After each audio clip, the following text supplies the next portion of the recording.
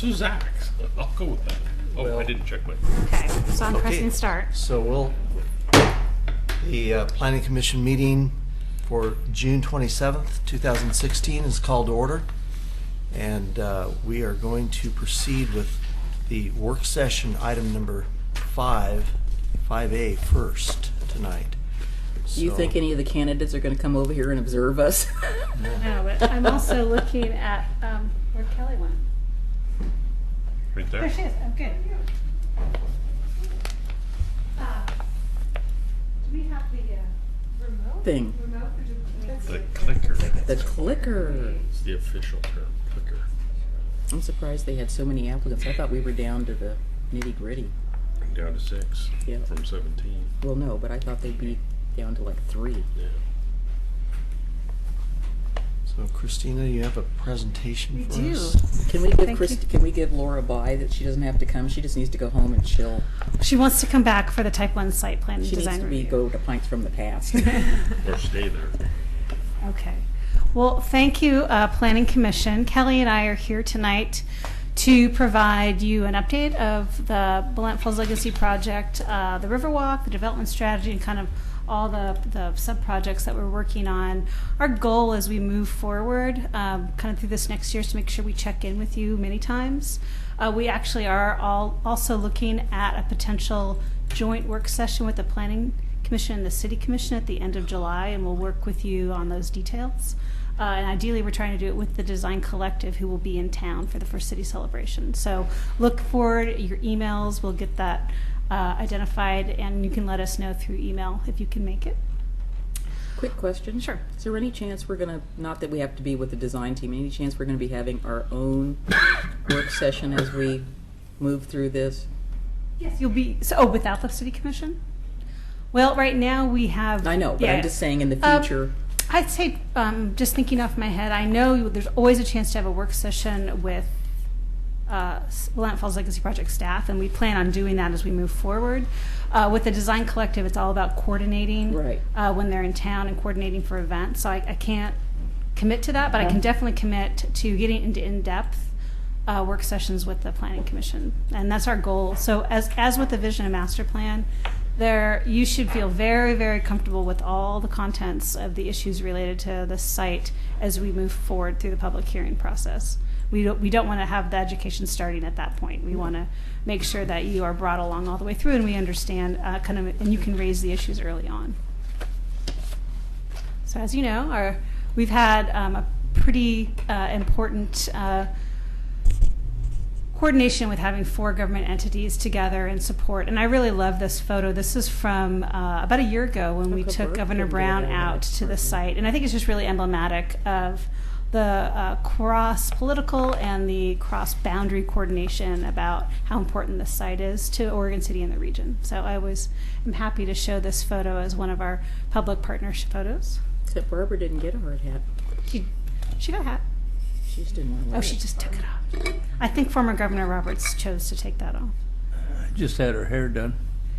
As always, when we talk about the site, we want to make sure the Willamette Falls Legacy Project is not just the Riverwalk, so remind everybody that the Legacy Project is for the redevelopment of the full former Blue Heron Paper Mill. How long, can you go back to that? Sure. Since so much is being made of the falls access on the PGE site, The dance floor. I think it might be beneficial when you're talking about it to have a green line or a yellow line around that to say that, they're partners, they're part of the process, they're not in this specific design, but to show that it's there, because this looks like, oh yeah, you're going to get to do everything but go down where all the lucky politicians get to go. Ha ha ha, too bad. And actually, I have a great slide for you after this. Okay. So definitely noted. Good point. As always, we continue to use the 4 core values, our lens, and we want to make sure. We've also have beautiful pins made up of all 4 core values. So I encourage you at the First City Celebration to grab your 4 core values pin so you can wear them on your lapel. Can I just wear the one I care about? Just curious. I also want to thank the Planning Commission. What you did in September, October, November of 2014 was extraordinary. You were able to move this from an idea to an actually implementable plan with a new zone and clear direction to the owner. So I always want to remind everybody, we made extraordinary steps with the framework and master plan, and that this still is kind of the box we're all playing in as we move forward with the design of the Riverwalk and the implementation.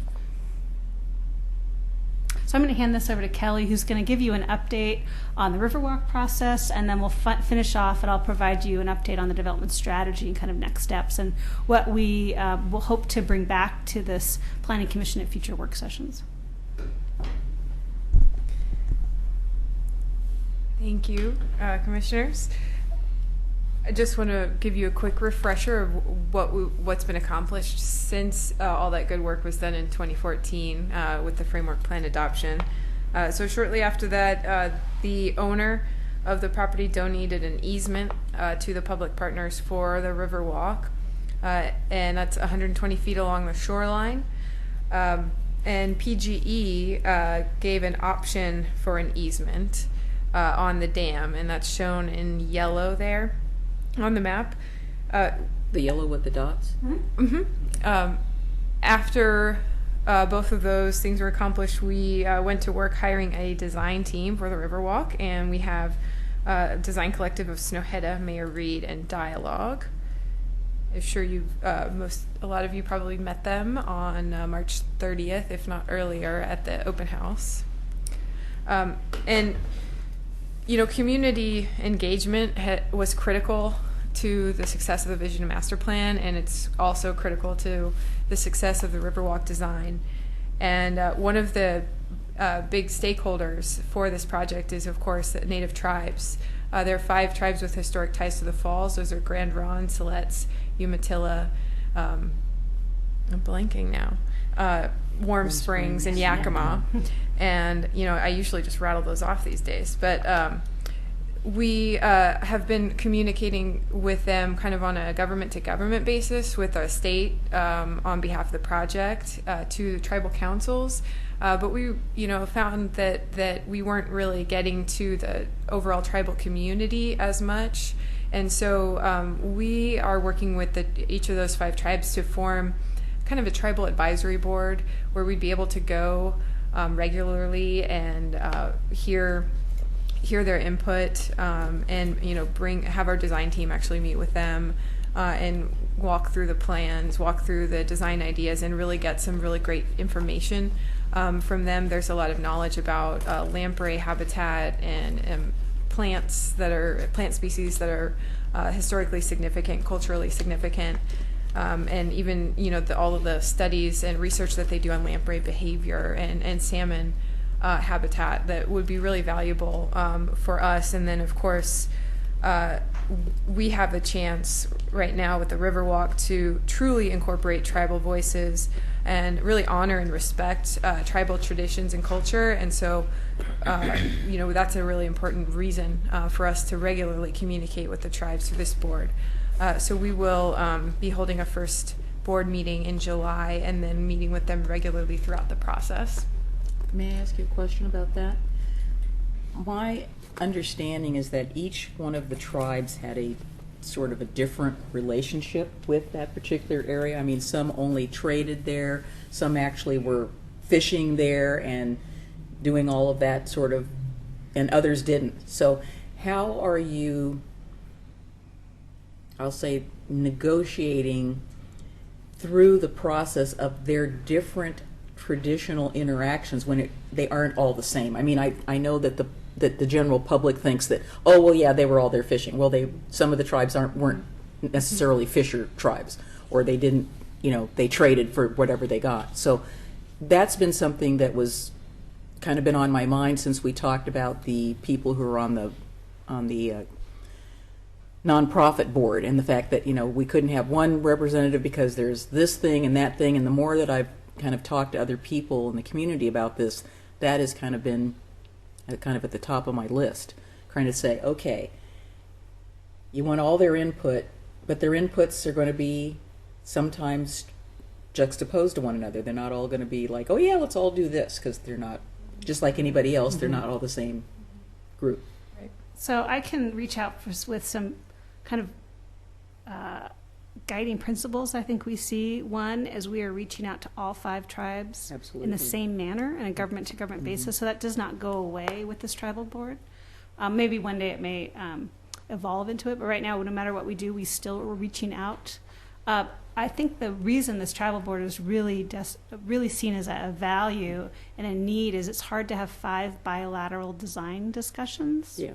And so as a way to bring tribal voices together, and especially in areas where there is a lot of unanimity in goals, and that rises to the top. But what we also have Judy Bluehorse Skelton, who's an Indigenous Studies professor at PSU, who's actually on the Rediscover the Falls board. She's a new board member, and she has offered to facilitate this board, which we're really excited about, with support from staff to help. But having a venue for tribal members to have those conversations is really important. Allow them space to have those conversations is really important. And so we are kind of using that as our guiding as the government-to-government conversations don't change, but there needs to be a space for Native voices to have those conversations about things that they may have kind of agreed upon visions, and there may be things that are not. And so we have to allow that space.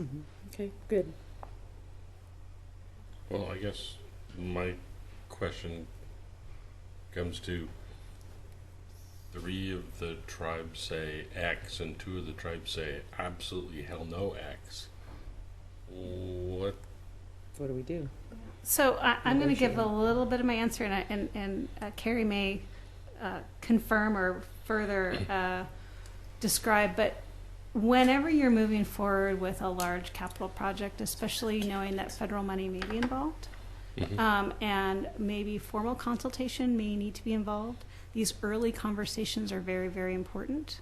And so starting them as early as we can, because we don't want to be in that place that you're talking about, because that does have potentially ability to limit access or complicate access to federal funds. And so we're very cognizant of that. And so we think this is the best way to kind of work through those issues to the best we can, rather than kind of having these 5 bilateral conversations and then as we think we're doing okay, and then at the end we're Get not it getting right, it. yeah. Yeah. Okay. Is that okay? And as far as overall community engagement, we did hold an open house in March. I think a lot of you were there, so thanks for coming. And we had attendance of over 800 people, and then we had a lot of online participation as well.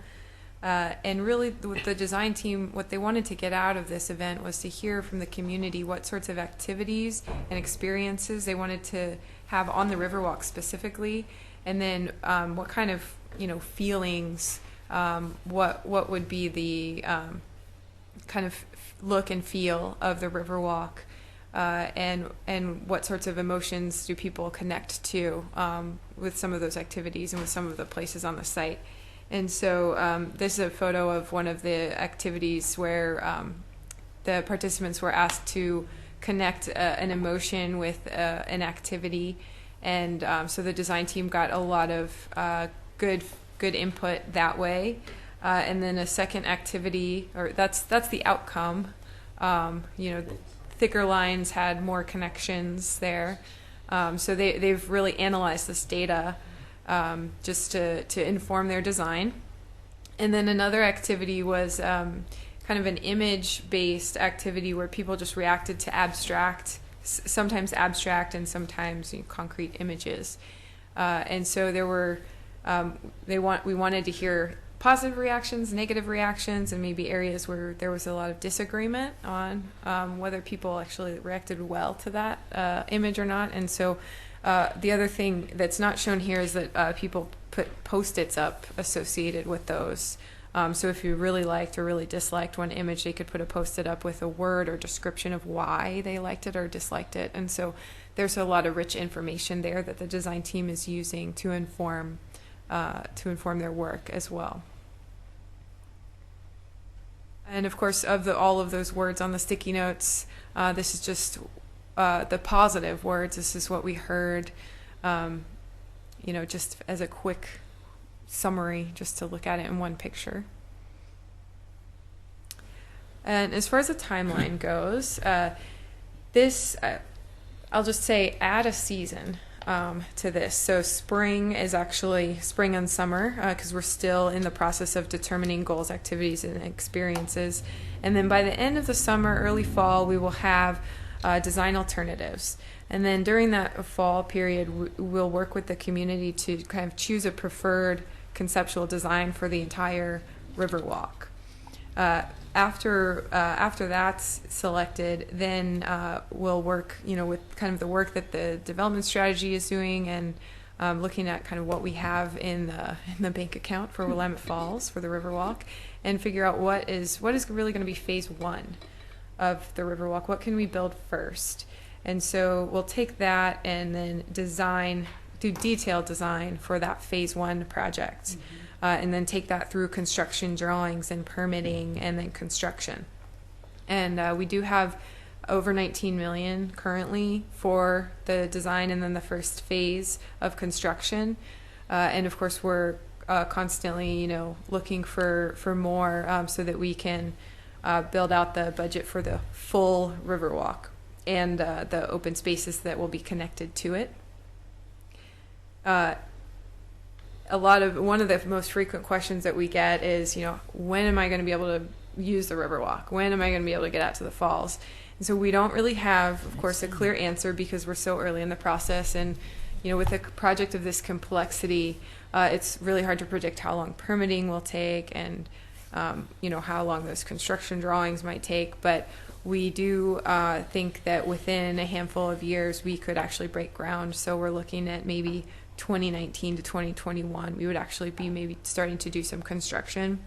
And another update is that we received a Brownfield grant, and so that'll allow us to do some assessments of the contamination in the buildings. And once that's done, then you can move on to actual abatement of those contaminants and toxins that are in the buildings. And so that'll actually put us on the pathway to potentially begin doing some demolition early on. Once we kind of know what phase one of the Riverwalk is, maybe demolition can begin even while we're still kind of going through some permitting for the Riverwalk. So it's all kind of uncertain at this point, but of course we're doing it as quickly as we can, and the timeline, the length of time it takes, of course everyone wants to get out on the Riverwalk tomorrow, but this is our one chance to really get it right. So we need to make sure that we're taking our time to get it right. So We're okay with that.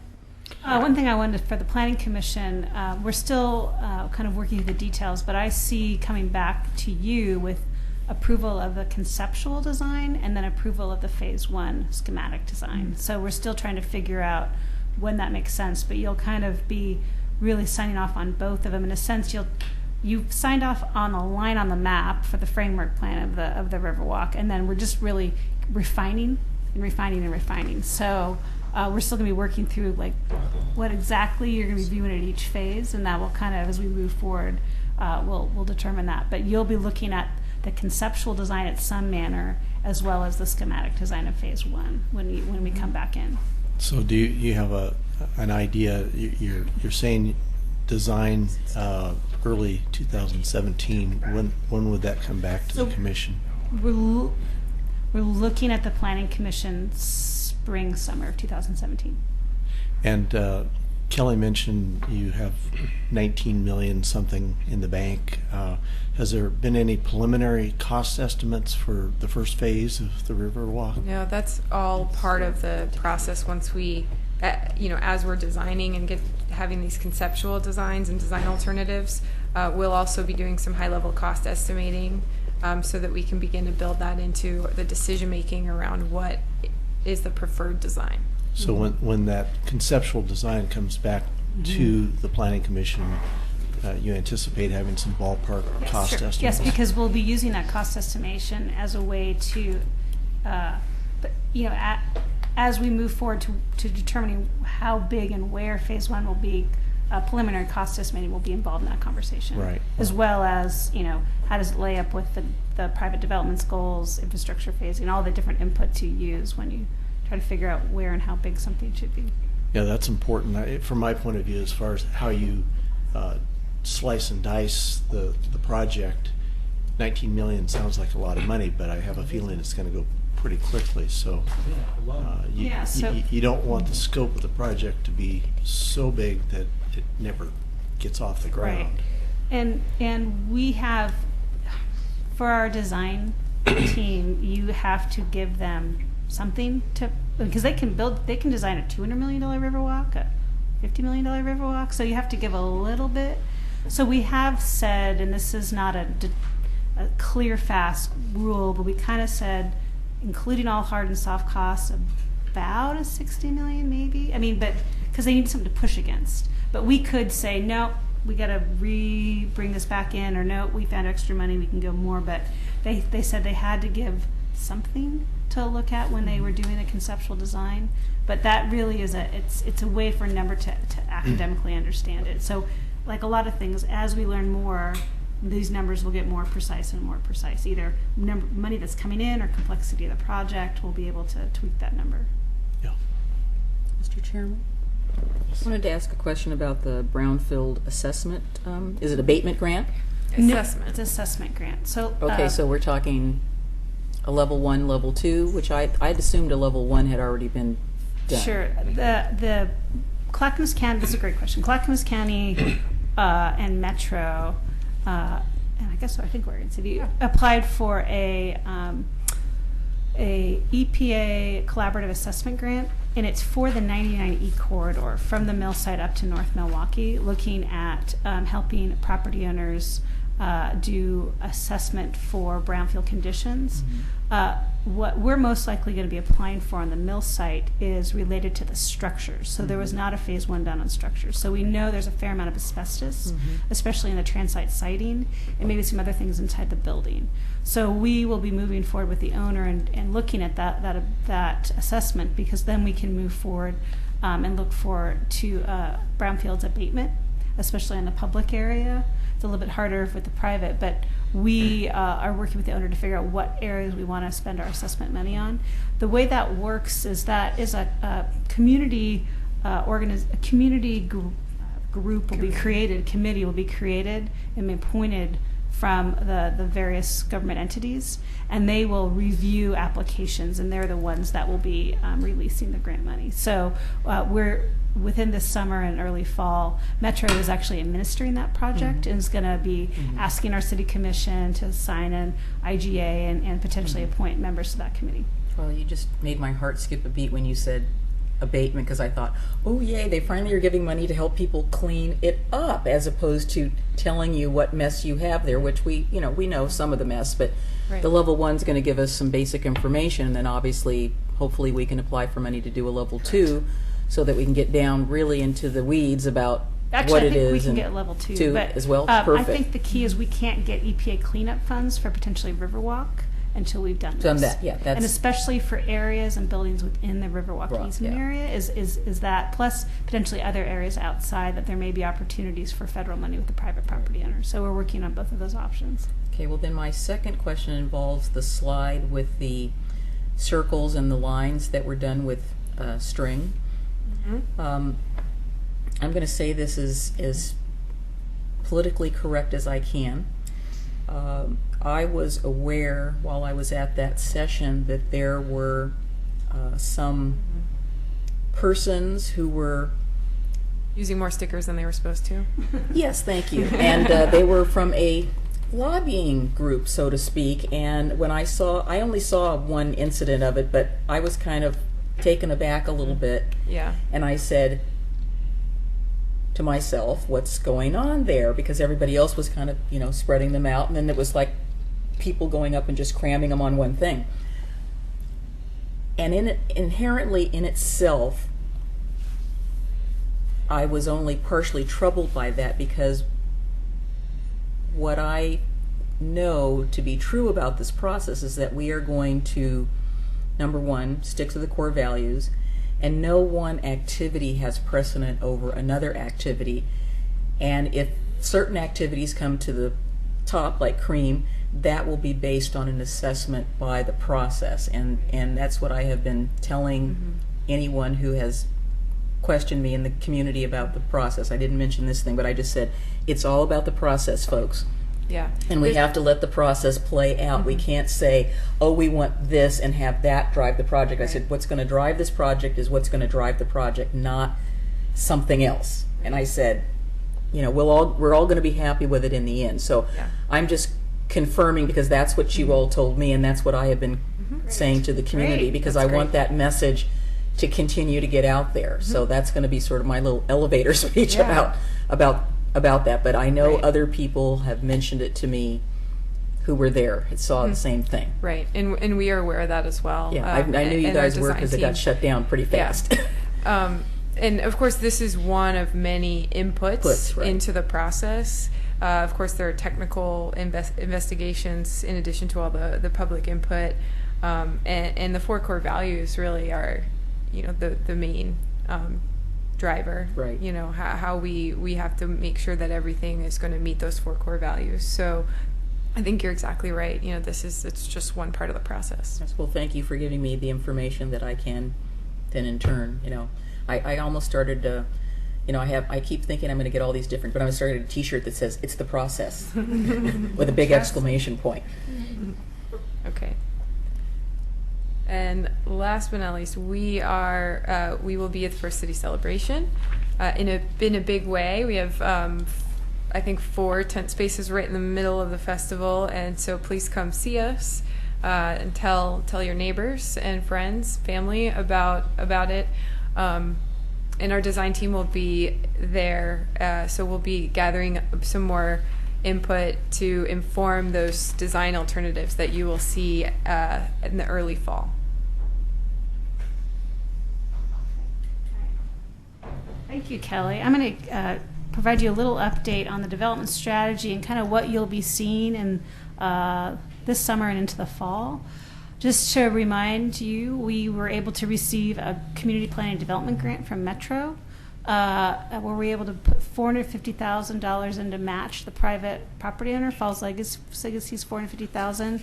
And the goal is to see if we can create a product better than the sum of its parts. We know Falls Legacy needed to do work on their development strategy and to understand their market, understand phasing, and we also need to have a better understanding of infrastructure, design, and costs, and better understanding of how we want to use public money to support the implementation of the private development as we move forward outside of the Riverwalk process, and then most importantly, how to make sure that the development strategy and the Riverwalk design are hand in glove, because we all lose when the Riverwalk Phase 1 is very far away from the Phase 1 of the private development.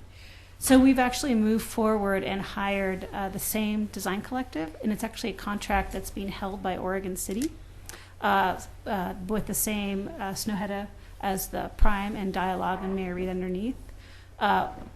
We have a grant agreement with the property owner where the property owner and the city are reviewing and giving direction on all the deliverables that move forward with this project. So I've never in my life been a co-project manager with a private owner, but it's actually working really well and it's fascinating. And I think for a complex project like this, it's how we're going to crack this nut. So we are really only under contract for a month, so we're just taking baby steps. But as we move forward in the fall, you will start seeing what we've learned so far this summer, kind of what our economic development experts, our design team, what Rick Williams, our transportation and management consultant who's involved in this, who also did the Main Street parking study, some of the initial kind of professional opportunities and constraints they're seeing. And then as we move forward into the actual kind of meat of the document, what you're going to see as a planning commission is really this kind of a lot like we did the vision and master plan. We had kind of what needed to be adopted through the master plan process, and most likely from you're going to see things like street designs, infrastructure phasing, parking management, And then we're going to have a document that we'll have the City Commission adopt by resolution, which, a lot like the Vision and Master Plan, is kind of more of an educational document. I'll talk about what we learned. We'll do test cases and test fits for buildings. So what is that gap for a new 4-story new building? We'll pick a building to do an adaptive reuse. We'll probably look at a costing a public-private parking garage. So we'll learn these outputs, as well as our recommendation on how to line up those dominoes. So when public money is used, we have contingent relationships of what we get from the private development, and that those dominoes can start falling. Because what we don't want to do is have those dominoes falling and then the next domino is so far out that it just falls flat, and then we don't have that catalytic engine that keeps building. So on a planning commission level, we're hoping to marry the infrastructure, streets, transportation and management with the Riverwalk as a combined application. Because I know that you and the general public, I don't want to be in a position where we're trying to separate, like, this is the development strategy site plan and this is the Riverwalk site plan, and it's all one thing, but we're trying to combine it as one combined master plan amendment. So that's our goal. Would be this next summer you would have that.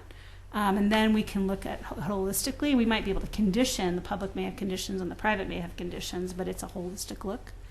And then as well as the strategy and some of the things we learned about the test fit. So you won't be looking at actual buildings like a master plan. You're not going to be adopting those, but we'll, through this document, this kind of resolution document and this education document, you'll get a lot of information of kind of where we are now, where we think we're going to go, what we've learned about what the market can do today, and how we want to do the phasing so we can move forward.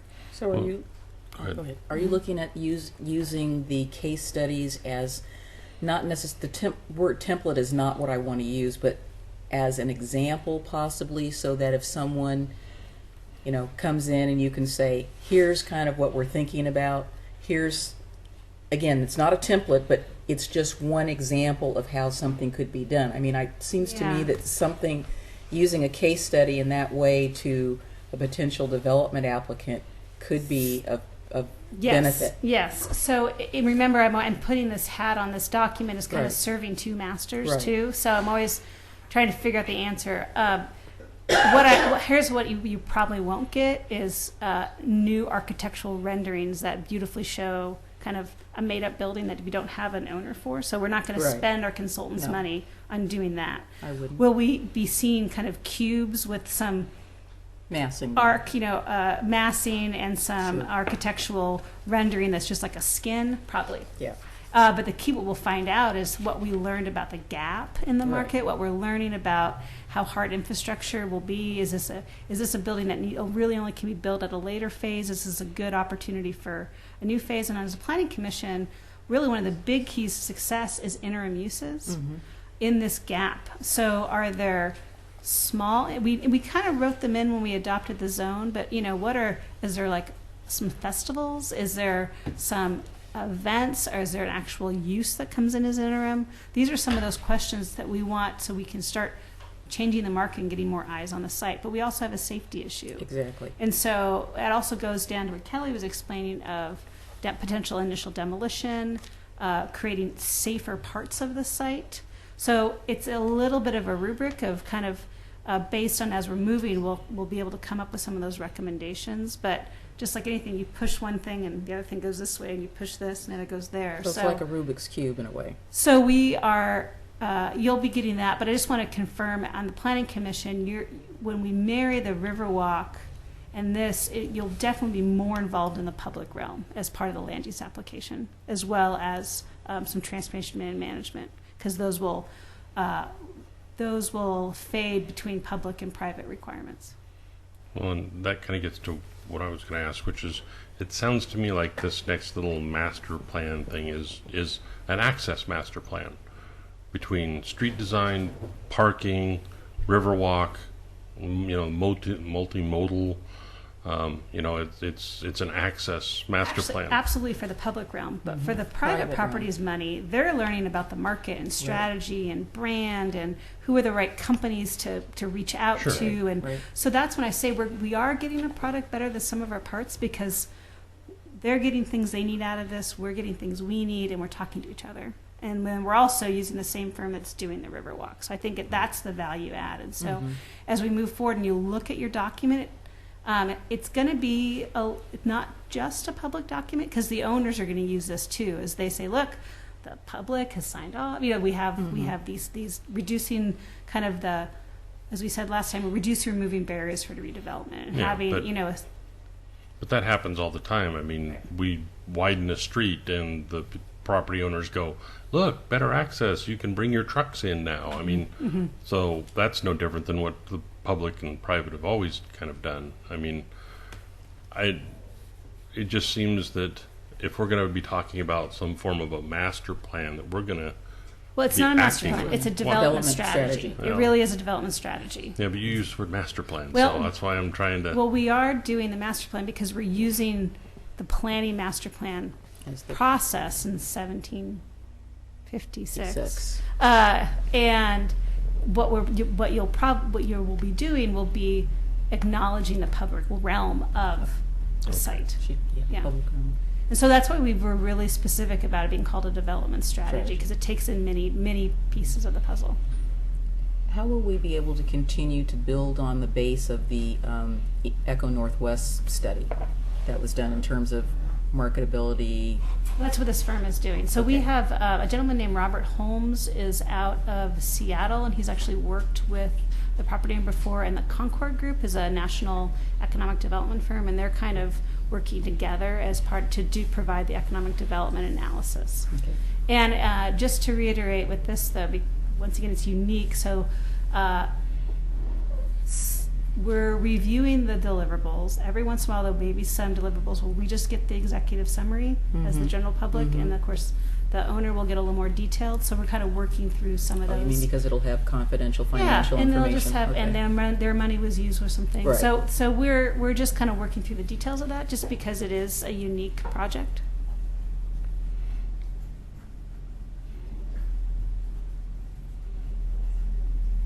Sure, go ahead. Okay.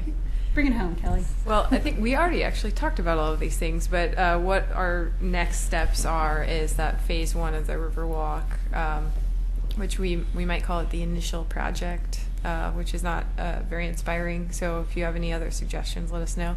And public implementation plan, which is kind of part of the development strategy, but really looking at what are all the costs, all the infrastructure costs, the Riverwalk costs, any public-private partnerships, and then matching that up with all the different sources of funding that we have access to, and really strategically matching up those sources and uses of funds so that we can get the most out of any public money that's going into this project. And then, of course, as Christina said, the land use approval or land use application for integrated master plan for the private property and the Riverwalk. And the public implementation plan and the development strategy is really setting us up for future development agreements. So we know these are the contingent things the public needs. So ideally, as I kind of see it as lots of baton passing to the next step. So hopefully take all the work from the adopted implementation plan and development strategy and start building development agreements. I'm curious what level of involvement the owner is taking in all this. Are they at a level of being very passive and kind of watching things go by, or are they kind of pushing things to happen? Where would you put them on a Well, scale? on a day-to-day management, John Potter with Falls Legacy is on my project management team, and so we are on the weekly phone calls together. And that kind of implementation, George Heikerkin, the owner of Falls Legacy, is involved. Obviously, he's not in the weekly calls, but no, this only works when the owner really embraces this as our co-vision. Right, that's what I was curious about, how much they're involved in the process. Very involved. Good. Anything else? That's it. I mean, I think that was our goal, is to kind of give you a clear update of where we are and really expectations of, once again, I think trying to get this joint planning commission, city commission work session as we learn more things in the fall, we'll probably be having more staff work sessions. And once again, we're always happy to have those. We just have to figure out kind of what deliverable you're reviewing and how we want to get your comments back and incorporate that in. So you're looking at the last Monday? Right now, as of today, so we'll confirm that over email, we're looking at the last planning commission of July, so that'll be the fourth Monday. Okay. details to be determined. Yeah, I think that for my part, I'm not so concerned about us having a deliverable every time. I think just the ability to have the conversation with you all would be extremely valuable and gives us some time to sort of brainstorm with each other, because I mean, I have to tell you, there's some smart guys here on the end of the table here, and it's been really very positive in terms of my interaction, where we have talked about these things and come to find out we're all pretty much on the same page, which is great. We just have different approaches of how we're looking at it, and I think having the conversation with them is valuable. So I'm not expecting you to produce paper X or paper Y, but as you get to a point, having the conversation, I think, is to me would even be more valuable than having a paper. And there'll be a lot we can share with you in the kind of September, where we've kind of really worked through some of this initial work from the consultants, kind of about existing conditions and professional recommendations and kind of what we know now and what we're going to study. And some of those findings will probably have been reviewed and digested by the owner, and we're probably ready to share at the end of the summer, which probably means early September when everyone gets back from summer. So I definitely see a staff presentation in the fall, probably in September. In the July work session is really meant to be a conversation, so it won't be just a presentation from the design team, but we're hoping to have a different setup in the room so that you all can kind of get your hands dirty a little bit. You guys were asking a little bit about public involvement and First City Festival and what kind of exhibits you want to have. Have you guys done a model of what They do. could be there? They have a model Yeah. of the site, and they have they go back to their shop and they cut out little blocks, and we move blocks around. But the Riverwalk part, they're not quite there yet. I think, they're really looking at they have some additional questions they want to come out to the community this summer before they really feel comfortable on presenting the design alternatives. We did not want to be in a place where the people were reacting to design alternatives and they felt that they weren't that sort involved of in it. sets kind of Yeah. gels things into place that may not necessarily come to pass and might be a little bit presumptive at this early in the process. Maybe that's not a good thing to do at this point. But So you probably will see that more in the fall and the winter when yeah. you get it. But they definitely want to make sure that we want to make sure that both the Planning Commission, the City Commission, and the strong stakeholders in Oregon City feel like we all were involved in the creation of this Absolutely. plan. Because I can tell you don't raise money for ambitious projects unless it's just owned by the community. So we want to make sure we do what we can and are asking the right questions so the public does feel they're involved and that their knowledge and passion are brought in. Well, your community is, as Alan said, if the community isn't buying off on it, we're the base. Right. Oregon City's the Absolutely. Oregon City, greater Oregon City community is the base of this whole thing, and we build from there. Everybody has to embrace it and understand that they have ownership of it. Mm-hmm. Otherwise, it's fractured. And I think we're totally on track for that. I mean, I'm hearing just very, very positive things in the community, and it's nice. And I keep telling people, well, be sure to come to the meetings, be sure to get involved. And I want to actually do one more piece of information. As part of the contract for Wick Williams Consulting, our Economic Development Department has provided some additional money to allow downtown to do 2 additional days of parking data. In 2009, we had a lot less restaurants than we do now. And so they're doing 2 new days of parking data, and they're going to do 10 a.m. to 7 p.m. because before it was 8 to 5. And I think that's going to be really good for us and everyone kind of to have a better understanding of 2016 downtown Oregon City. And we'll use that data as we move forward in our transportation and management recommendations. One of the things I'd like to see you emphasize, because eventually it's going to come to us as an issue, is the public safety factor in terms of access to that site. I mean, that is really, if we overlook that and don't emphasize it and get the public behind us, that we did take that into consideration, and here's the evidence of it through design or whatever regulation. I think that's critical. I really do. because once the public realizes that this concept has been designed around not only the aesthetics and the access to the falls, but public safety. And flood. And flooding, which is a public safety Absolutely. issue. And phasing. I think to me it's the phasing's the most complicated. Yeah. How do we, because we can build the first block or 2 blocks of the Riverwalk, and it's going to be really easy and accessible and safe, but it's not going to be catalytic. You're So gonna have a how lot do of- we do something that's catalytic and You're going to have a buildable? lot of big vehicles coming in and out of that during the course of construction, whatever phase it is. And public safety has to be just And we might have to exclude those, like Monaco gigantic Hurricane buses. Well, believe me, we'll have lots of in-depth discussions on transportation and management plans and how we want to work people. And I do hope to get Rick Williams here at a presentation in the fall, because I think he has an extraordinary ability to understand that there is no magic bullet, that we will succeed based on creating a really strong urban infrastructure with lots of tools in the toolbox, and really commit to long-term use of those tools. Great. Thank you very Well, much. Thank real you. quick, where was the slide I was supposed to? Oh, the like, Riverwalk easement slide.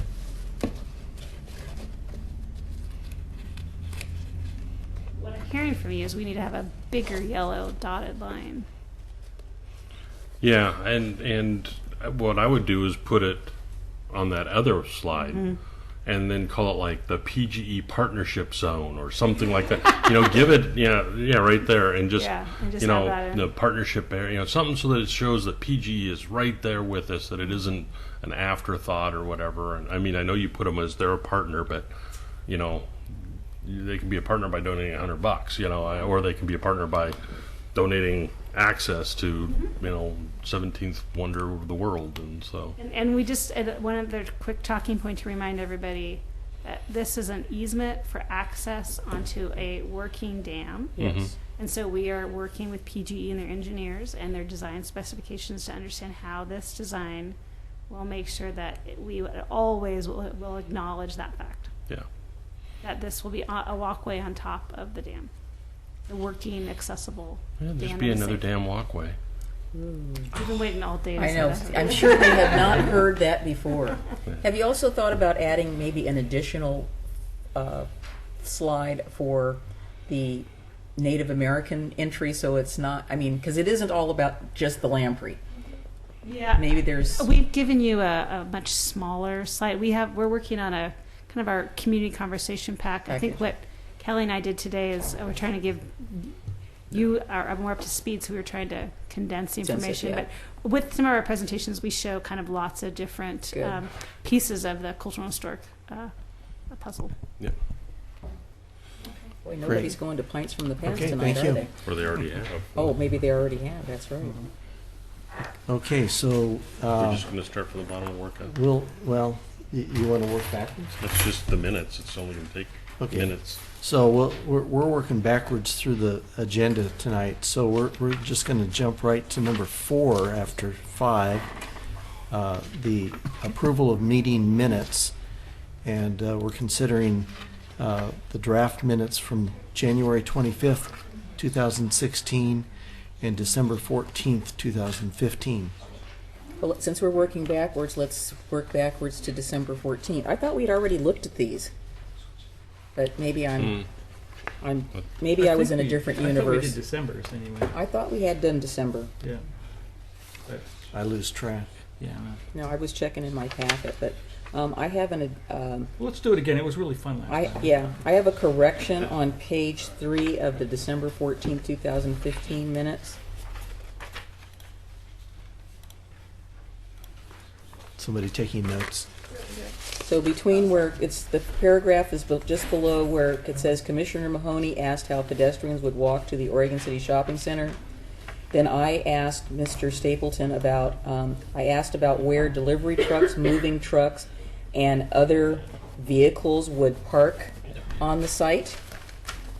Because there was, I was concerned about people moving vans or delivery vehicles or any of those things, and there was no loading zones in that complex, which I thought was a little interesting.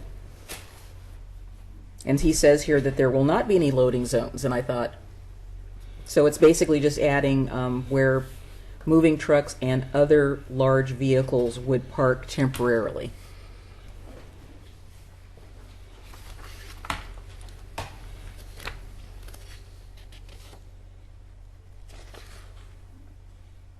Move approval of the December 14th minutes as amended. Second. Okay.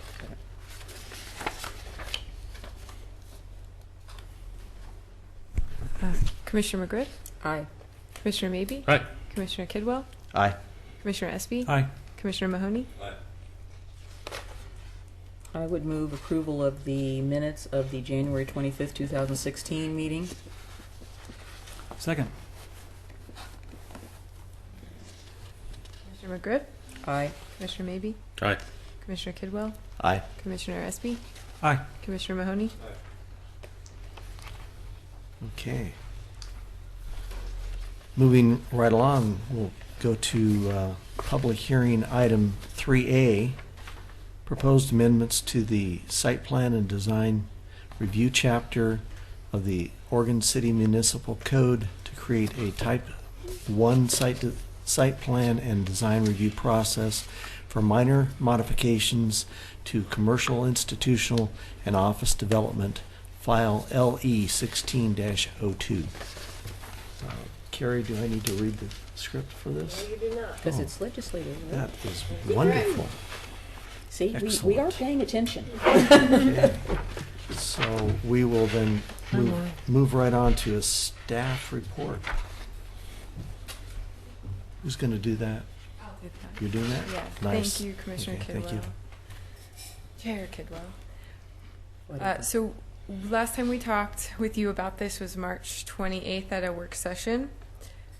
We had a great discussion and went back, talked to some of our kind of local stakeholders, the Citizen Involvement Committee, the Community Development Department stakeholders group, and some select business owners in town, and folks from the Chamber and the Oregon City Business Alliance and Downtown Association, to talk about these amendments and what kind of feedback that they had for us. And so we incorporated a few changes based on your comments and based on theirs. And so now we have those back here for public hearing for recommendation to the City Commission. So the code amendment creates a type 1 review process for site plan applications that involve no discretion. And this would really streamline the land use process for those small scale development projects. Just to review, we have the 4 types of land use review. Type 1 is non-discretionary. The type 1 process, the review time is about a day to 2 weeks, and staff reviews application and sometimes writes a staff report depending on the type of application, and sometimes just checks the application form and then signs off on the permits. And this differs from our type 2 review process, which includes a pre-application conference, completeness review, application review, and allows for appeal. And these processes take is usually a handful of months to complete. And even minor site plan review process where the pre-application conference is waived. And this is what we use right now currently for these small scale development projects, is the minor site plan. And that still usually takes 6 weeks to 12 weeks or so for that review process, a public comment period, and a staff report to be written.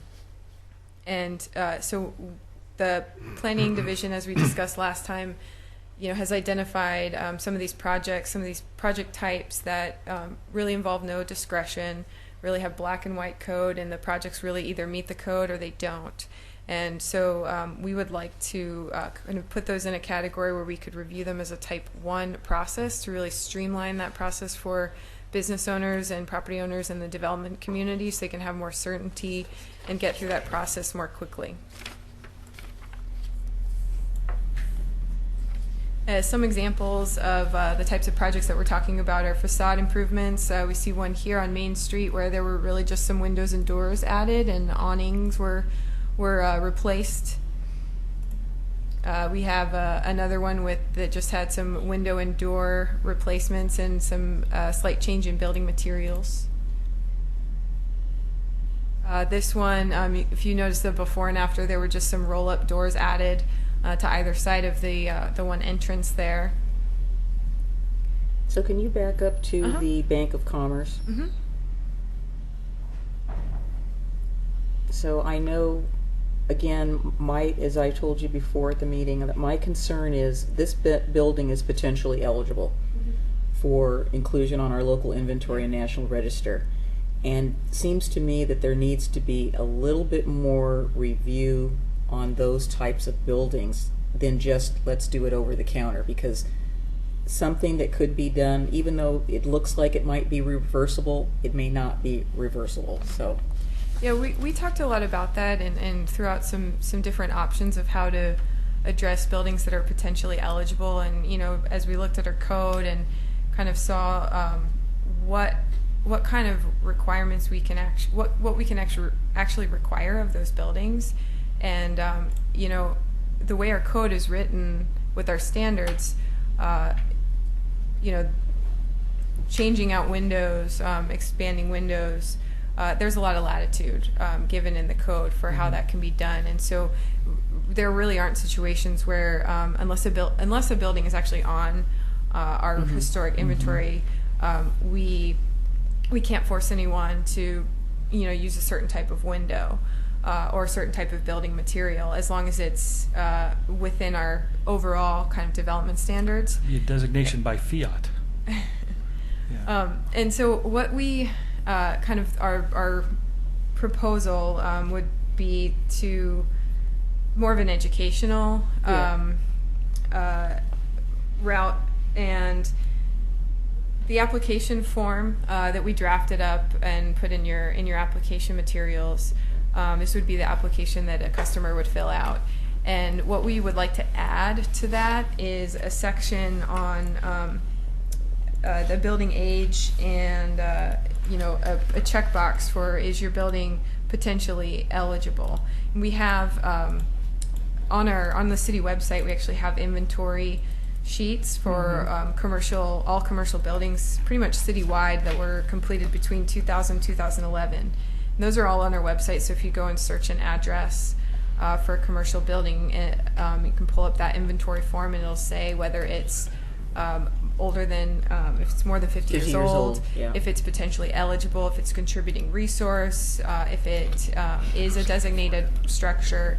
And so what we would do is when someone comes in to apply for this, we would make sure that we print that out and look at that with them, and have them fill out that part of the form that says my building is over 50 years old, or my building is potentially eligible. And then we would have the opportunity then for a little bit of education, and we could refer them to our preservation planner to talk about what the options are. So you're saying you add that to this check all that apply section? Yeah, Okay. exactly. Okay.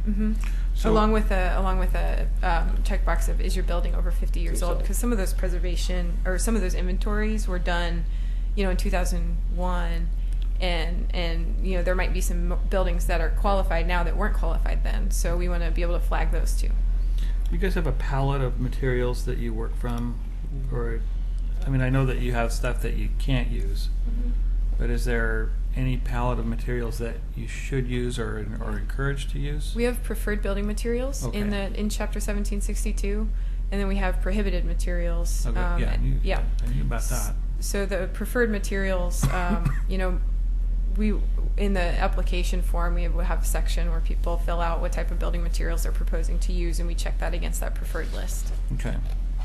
And then I was wondering if there were any thresholds about how many windows could actually be replaced, how many awnings, how big.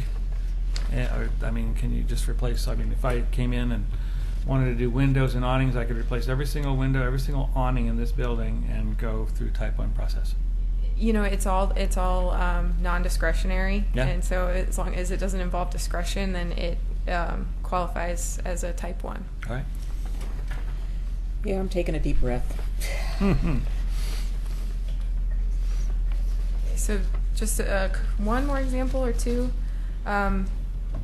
Just another one with a new overhead door that was added in a bicycle rack. Mm-hmm. So the placement of that bicycle rack is and the type of, is it actually a secure rack or is someone just putting a stick in the ground and calling it a bicycle rack? So that's kind of what we look at as far as standards.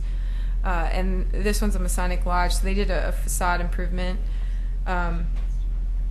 This is Eastham. What are those? Sorry to ask, but what are those windows Which ones? in that building? Oh yeah, with a little tiny third window up above. The transoms? I don't think it's a transom, but Well, I mean, in quotes. because they went from 1/1s to Oh, I don't know what that. I don't even know what you right. call those. the Yeah, actual the window. three panes Are rather they than two wood panes. windows, vinyl windows? know. We don't know. Okay, And, they're vinyl. and that's the building. This one, it's of course it's potentially eligible, but it's not designated, and our code doesn't allow us to force a certain type of window No, in a I building like this. understand. Just don't make any This sense. example is Eastham School. They actually just did a fence and some landscaping and some removal of asphalt, really to enhance their site. And so what qualifies as the type 1 includes those facade improvements, and that's probably what we're going to see for the most part. That's what we see now is a lot of facade and storefront improvement applications. But also sometimes we see some small building additions. And so when we talk to the development community, they actually wanted a wider latitude for, the amount of square footage addition that could qualify as a type 1. So we want to balance that with, the impact of these and whether or not we, at what point is it something that we'd want to raise to a type 2. And so we kind of compromised there and had a 200 square feet maximum building addition. And so if your addition is over 200 square feet for a commercial or multifamily or office building, then you'd still have to go through a type 2. And then for an industrial, because industrial scale is just larger, we made it 1,000 square feet. Are there facade grants in the urban renewal districts? Yes. Okay, that's good because it'd be crazy to have facade grants and give people all this money and then have them wait 3-4 months for a type 2 process. And that's kind of what happens now. Yeah. Yeah. Well, Yeah, in a that's lot of ways, I would prefer they go to a type 2. If we're giving Well- them money, then I think there needs to be a little bit more review and scrutiny because that's the trade-off, Well, there's a committee of people that awards those grants and really Yeah. reviews the buildings. And I'm sure Jonathan could talk a lot about that. But and we actually have a member of the planning division on that committee. Christina currently is on it, so it gets a lot of scrutiny in that way, but not necessarily, through our land use process. It would get the same. It would get the same standards and the same review, just as a different process.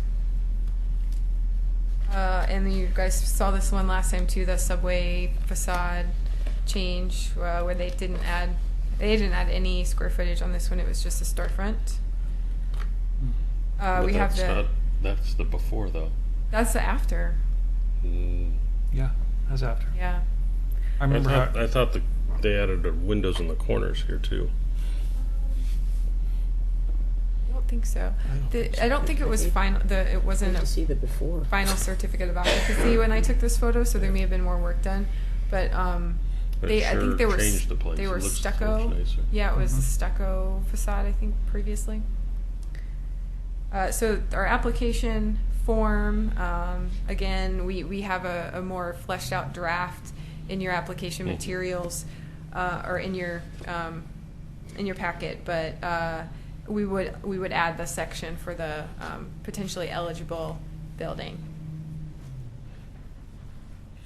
Yeah, because that, to me, not only is it good to just inform them in case that changes what they want to say, but I really hate later on for them to come back and say, oh, if I only would have known, I can't believe the city let this happen. Right. And when you can hold up the form and say, Yeah. I mean, it's not a common occurrence, but I can see somebody gets in a public relations storm and they try to shift the blame. And Well, there's always that. And I also, I'll just pass this out now. We received some public comments after the agenda was published. So you can take one and pass it. And those were received today, so otherwise we may have emailed them to you earlier.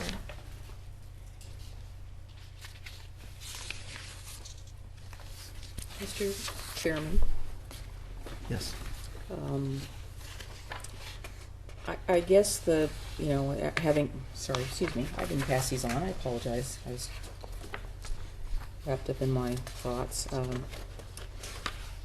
You used as an example, again, the third one, which is 615 High Street. That is located in the McLaughlin Conservation District. It is not a designated building. However, what I want to ask about or talk about is that just because a building is not designated within the district doesn't mean that any of the changes they are making may or may not have an impact on that district and then adjacent historic structures. Now, in this case, there aren't, well, yes, there is. There's one in the next building over.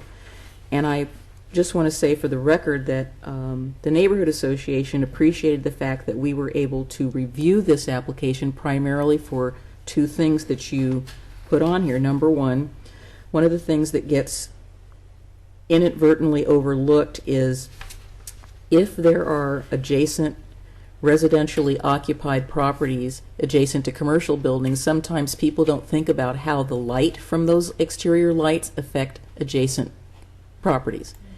And we already have a situation in this vicinity where there is a lighted sign that's on all the time that is causing issues with a residentially zoned and occupied property. Probably not ever going to be a commercial property.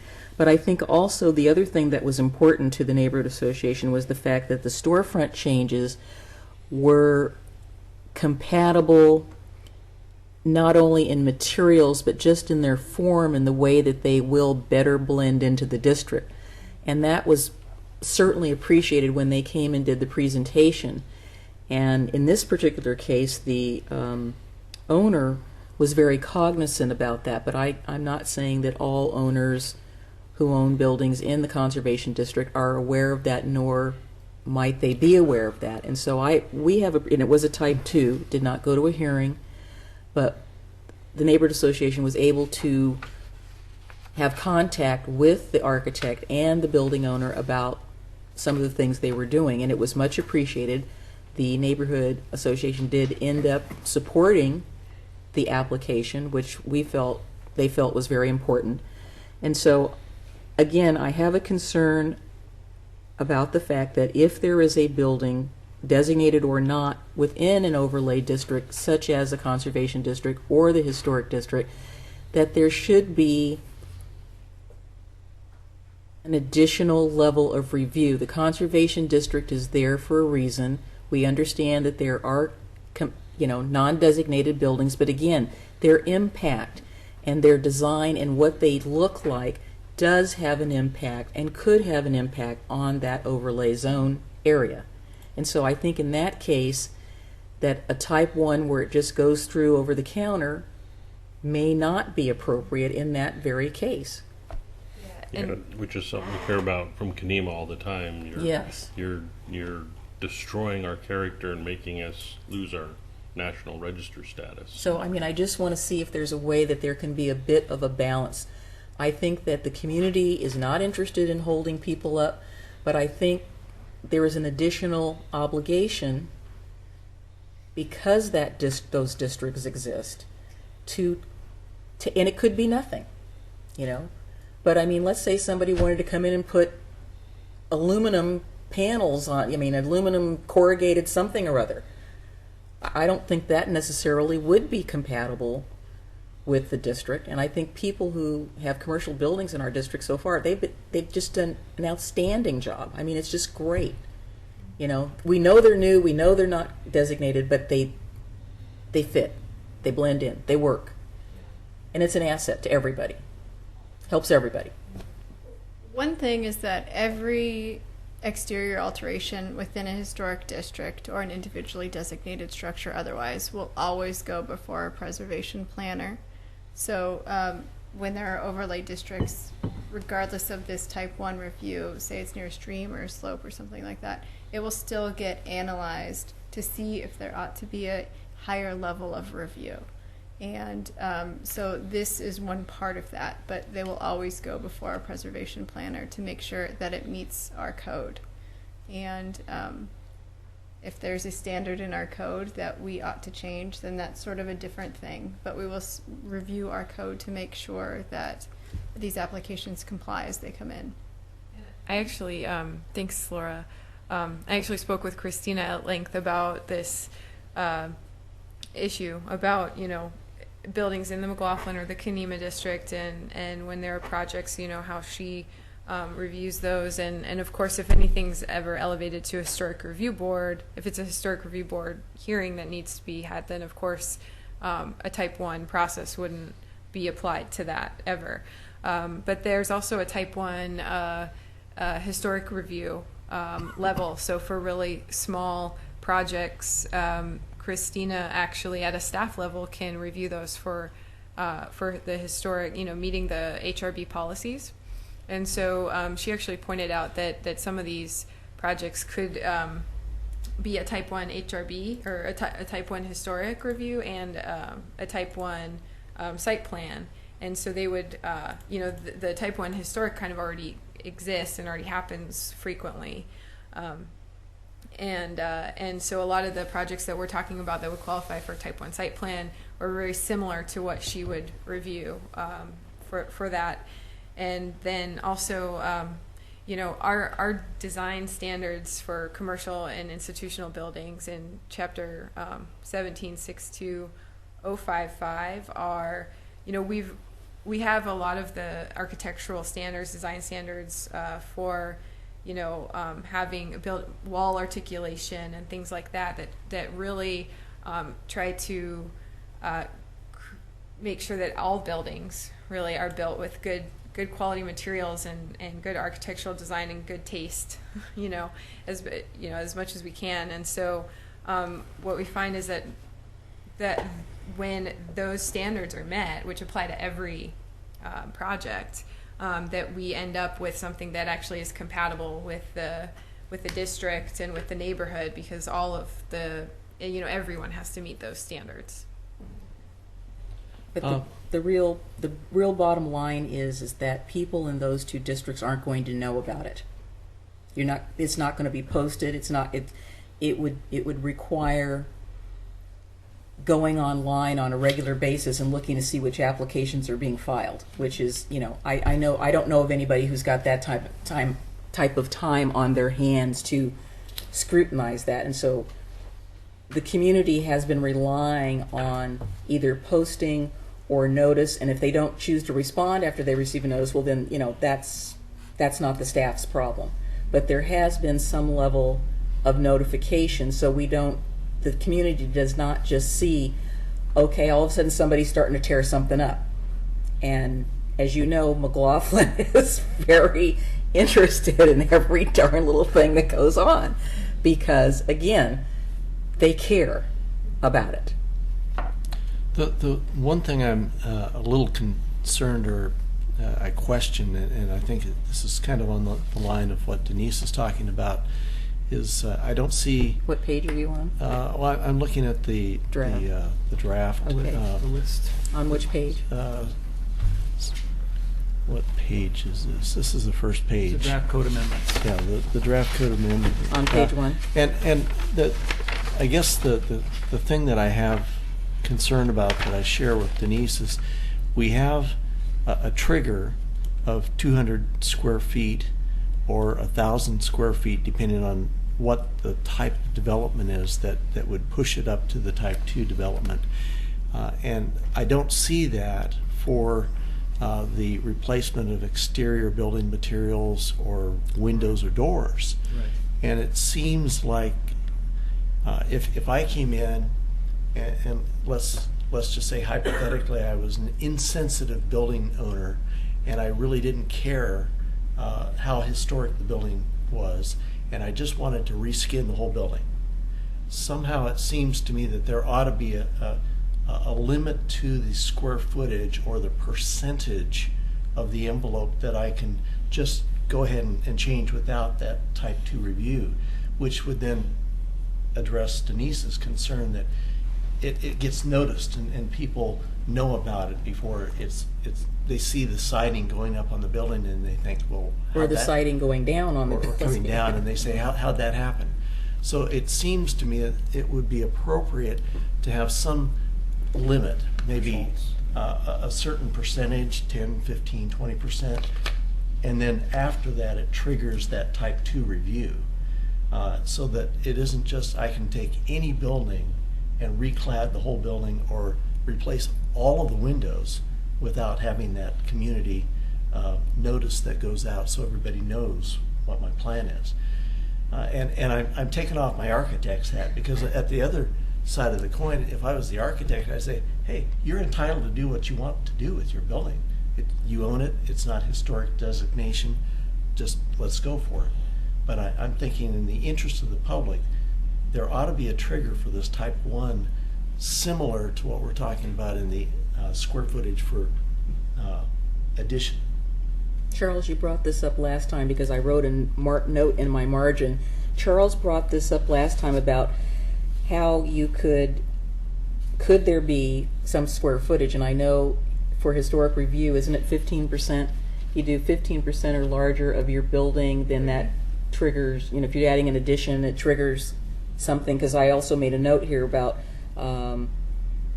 series of ongoing and processes to get under the type 2, you know. You do 5 or 6 little projects that. Yeah, so I mean, I think that would be a way to alleviate part of my I concern. think that addresses your concern, because then we're not denying due process. No. If the owner wants to go through the due process, but after they hit 15% of Or whatever the number or is. whatever of recladding the building or changing windows and doors, that they have to go through the type 2 process, which then your neighborhood's going to be notified and you'll know what's going on. So the reason why it was set up like this is we did, so you can change the exterior because, again, it's not discretionary. So it doesn't, even if it were to go through the type 2 process, it's still not discretionary, right? We're taking sort of months to go through these projects and notify the neighborhood, but the neighborhood could say whatever they like. It's just not discretionary. It's either prohibited material or it's not. And I think that's where we wanted to alleviate some of the frustration of the neighborhood, who, if there is a project that they love or that they hate, either way, if it's not discretionary, it's not discretionary. We put these limits of 200 square feet for commercial or office and 1,000 square feet for industrial, because then we start to trigger parking lot improvements, and so that's how we sort of arrived at these numbers. We wanted to make sure that they were sort of a smaller, more petite scale, and that any type of addition wouldn't trigger more stuff or more improvements, which we really do want to start looking at other type of standards then. But as far as replacement of windows and investing into the buildings in our city, we want to make sure that, based on the criteria, if there's no discretion in it, why write a 30-page staff report and go through this $850 process? Meeting with the neighborhood in that case is optional that way anyway. It's not required for minor site plan design review, but why make this long process for something that's not discretionary? Because it starts to build frustration from the community towards the city because it's not discretionary. So why are we asking them, or why are we going through this? Well, and I guess my response to that would be, there are times when a simple conversation with an engaged neighborhood activist can change the mind. I mean, the person was flipping a coin, and they said, I have 7 extra windows left over from another project, so I'm just going to plop them in here. Yeah. But, okay, maybe I'll just go ahead and save those for another project up in Gaffney, and just do something different here. I mean, sometimes those are the simple conversations. Sometimes it's, if you just make this little change, then it actually increased the value that they didn't think about, and you guys are, dealing with 700 different plans and going crazy, and it doesn't cross your mind either, because really you're not supposed to like build people's houses for them. Well, But I guess my concern echoes theirs, which is at some point I buy an 85-year-old house that isn't on the register and say, I really love this American Southwest, and I'm going to rip off all that hardy plank and shiplap, and I'm going to put stucco and Spanish tile up, because right across the street is another building with stucco and Spanish tile, so it's clearly acceptable in a historic district. And it's like, what the hell are you doing? It's not. The hard part is that we're using this process to try and get the development community engaged with the citizens. And in my opinion, making it a type 2 is not really doing that, because they're still not required to meet with the neighborhood association, but figuring out another way to sort of connect the dots there would be a good thing. Yeah, I guess my other concern is, okay, so it's non-discretionary, but that just makes it look to me like the city doesn't care about my opinion. That they're just doing this, and I never even got a chance to say, but, I mean, being able to, there's some value to be able to pull up the code and go, I'm sorry, it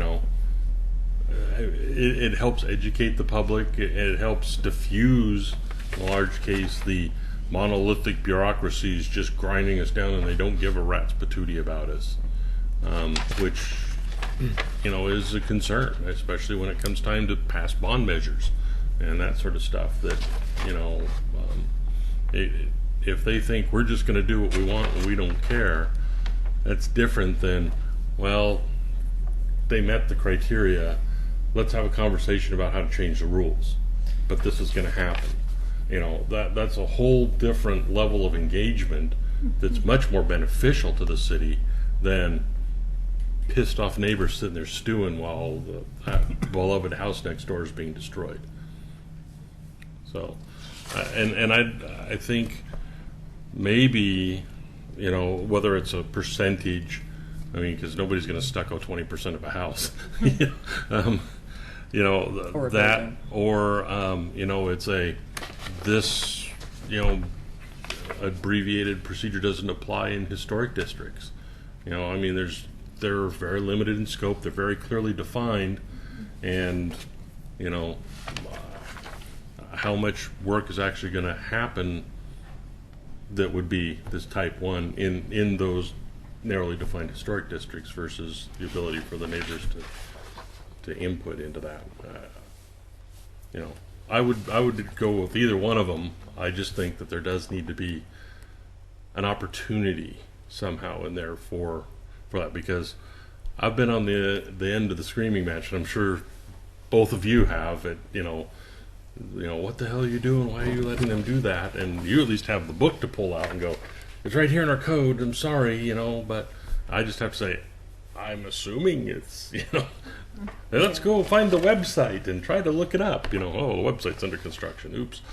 So I just think, there's the city, and then there's the historic districts. There's, historic Oregon City, which, downtown I think has a piece of that, but downtown's got a vision, and they have a visionary that's helping, guide that. So, it's its own little world, and I don't think, based on what I've seen of the developers shown, like 80% of downtown, they're all on the same vision. So, that's just my concern. And I'm not a history, like some people, or whatever. And I live up by the hospital. I'm not even in the district. But from the concerned citizen view, I think saying, look, we're trying to protect our history, so it doesn't apply, and or it does apply, but on a limited basis. Both of those would be, because I don't necessarily think you want to have the 15% or 30% or whatever. Just put it in the code, and then somebody that's up in Gaffney or Rivercrest or way out in the Beaver Creek concept plan area, It's like, why am I stuck at 15%? Well, when I want to do 22, so I think having some sort of limit inside the historic, whether it's just not applicable or it's a smaller number, is I think in the long run a good deal. I would agree with that. I think that the concern is not somebody that's doing something, in the red soils district. I think it's in the sensitive areas where there are historic buildings around it. And I'm not suggesting that we deny people the ability to do that, because I work for developers that want to do that kind of stuff all the time. But I think there's a benefit to having public awareness and sensitivity going hand in hand. And I know from personal experience that when the developer knew that the public was watching what they were doing, what they did was more sensitive. It just plain was. I mean, that's just a fact of human nature. And if I'm a developer and I don't think anybody's paying attention, I'll do what I want to do. But if I think the community is watching what I'm doing, I'll be more sensitive. I'll still get to do what I want to do, but I'll do it in a more sensitive way. So I think just blanket letting people reclad their whole building or replace all their windows, especially in a historic district, is just giving them carte blanche to do what they want to do. I have a person signed up for comment. Are we ready to Well, I wanted to entertain? ask Carrie, since we already have a little higher level of review in our overlay districts, is that in any way being arbitrary if we don't include those overlay areas in The abbreviated an process. abbreviated process? So the short version of your question is, do you have to include the overlay areas in this type 1 review? That could be one of the questions. Or are we being And I think the discriminatory? answer is no. No, we don't include them now. Okay, that's kind of what I thought. Clear and objective standards applies to needed housing. And it's not clear to me that the houses that are in the historic district are needed housing, first of all. Well, we have a variety of housing types. But needed housing is a defined term in Yes, statute. I know, in statute. And it's not affordable housing. Right. It is all the different levels of need that the city's identified in the inventory. And I haven't read the inventory lately to see what is included, and I'm not sure that the city's inventory is up to date enough that we can determine that. So, does this put historic resources at greater risk? I don't think so, because you still have the more rigorous historic overlay review.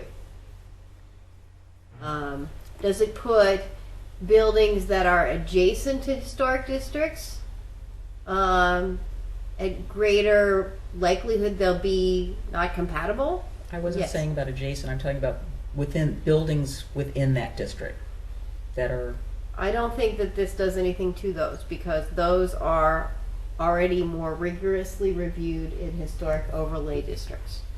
Even if they're not designated Right, because resources. they're in the district. Because there are triggers for when buildings who are not individually designated in our local conservation district get review, including the 30% addition of original square footage and things like that. So those triggers still exist. And this would not supersede those. No. When a more rigorous or specific regulation applies, it controls. well, what I, again, my question was, is that I would like to see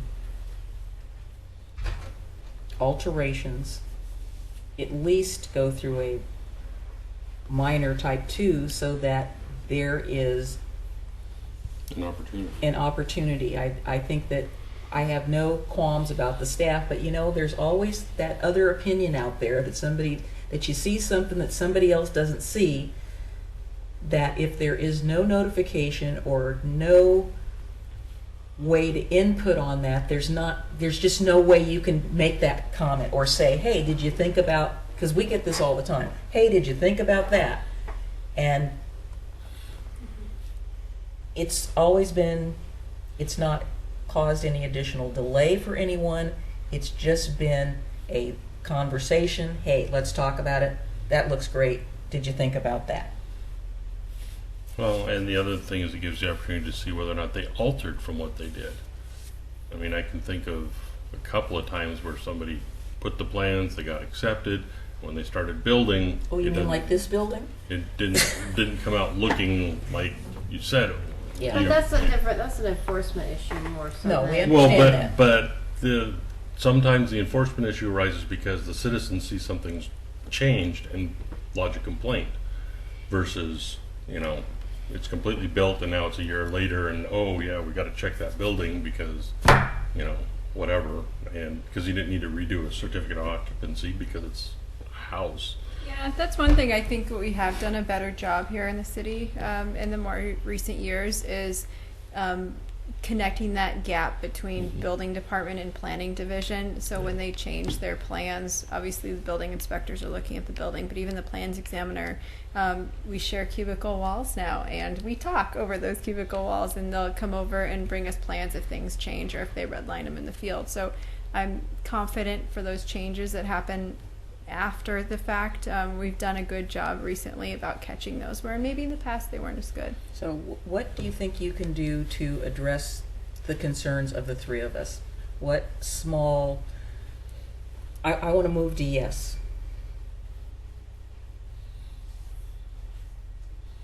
That can address we've brought up three different things here, and I don't see that this is getting to, or at least that one portion of it is getting to where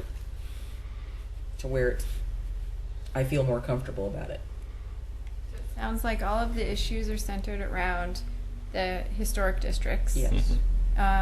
So you could put limits on each one of these, or you could identify that the type 1 is not applicable in a historic district. I think that's just the simplest.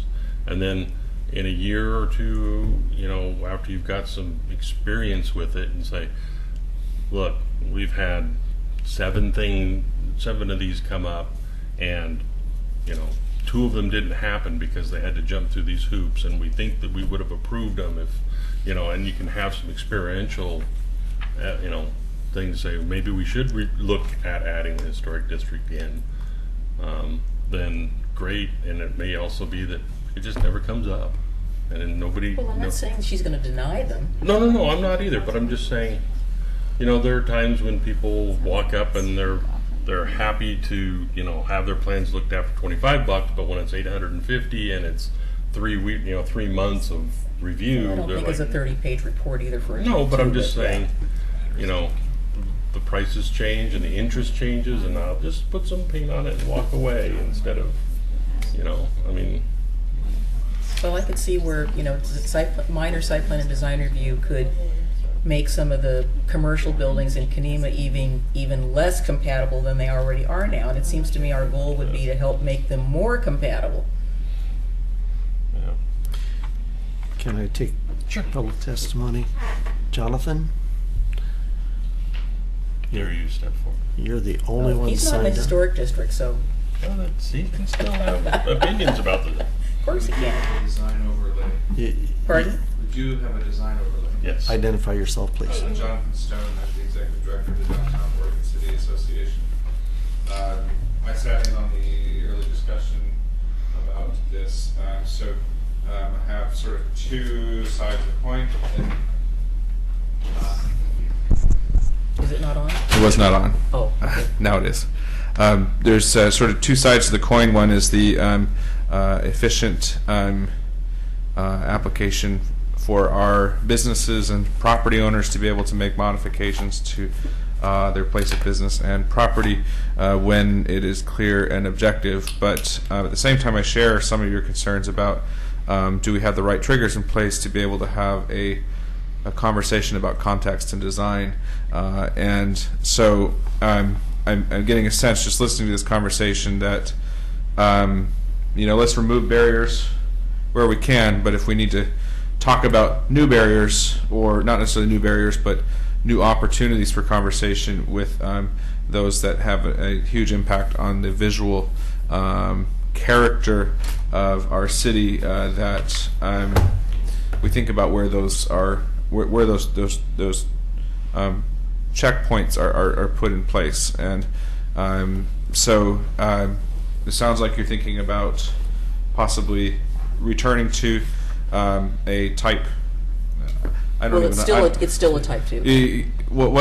I'm sorry, I don't understand planning speak all that A much. noticed process. Yeah. So anyways, in terms of a notice process, in historic areas and perhaps even other design overlay districts. No, we were only talking about historic.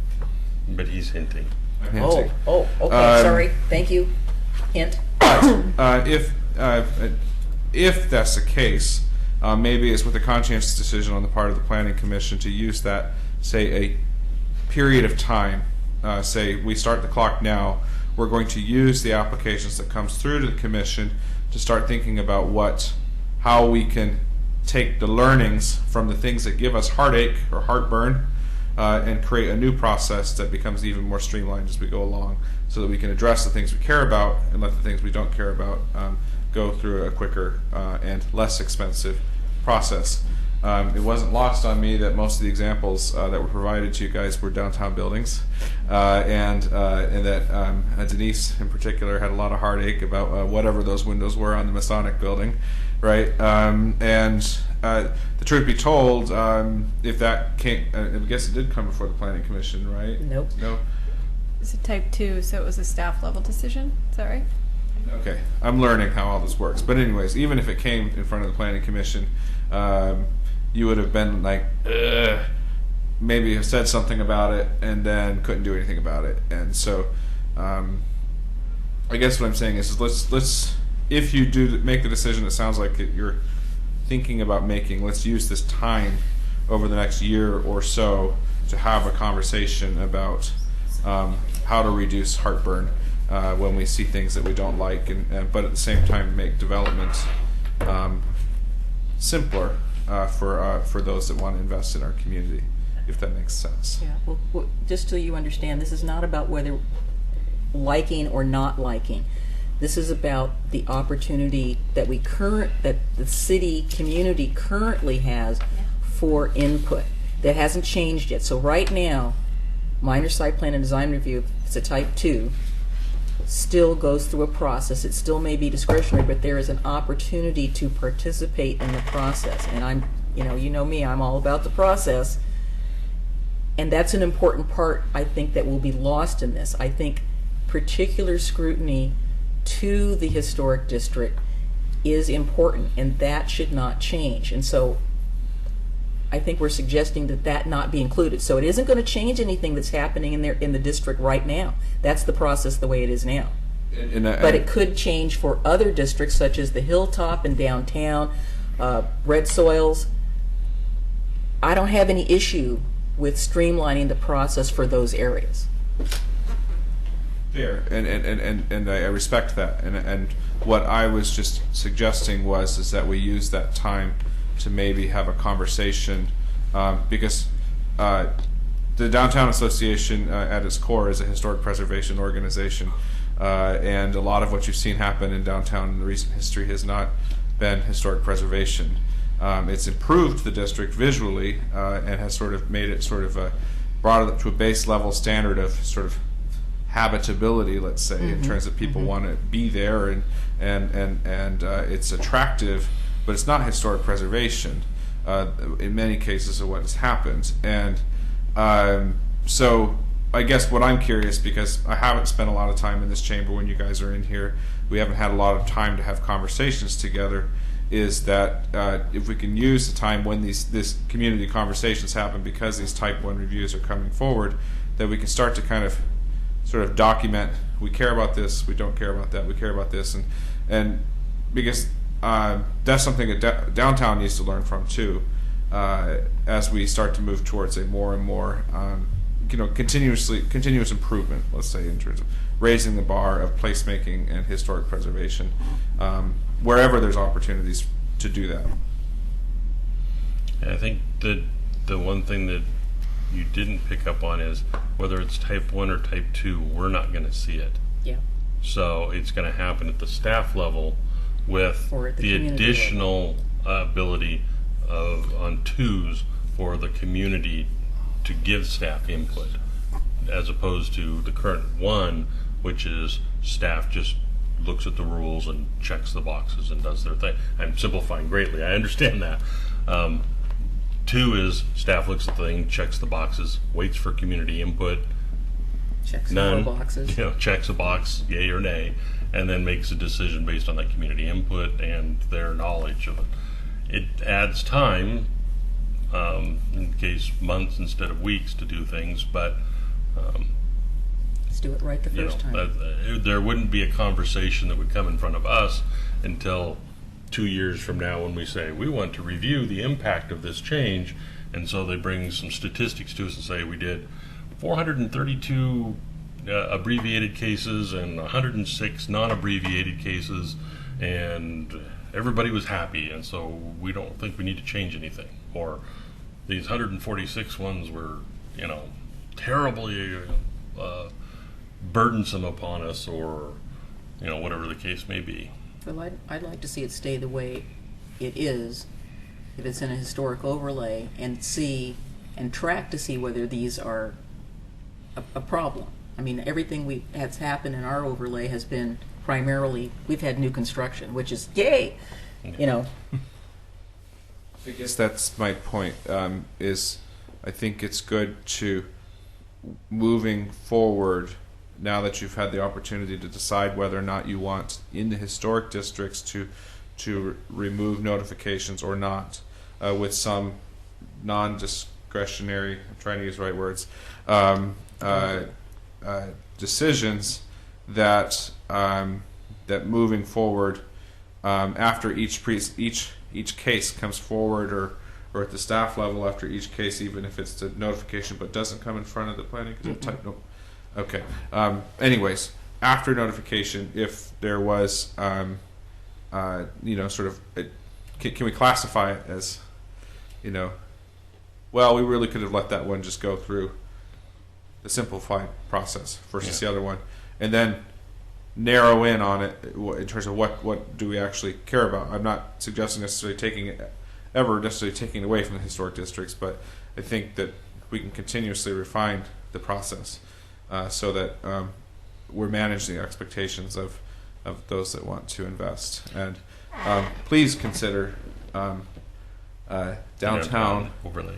I have to use my words carefully. Yes, use your words. So, when you think of historic places, while we may not have a designation, we are definitely benefit from our historic character in terms of becoming a revitalized place. Well, downtown's the historic face of Oregon City.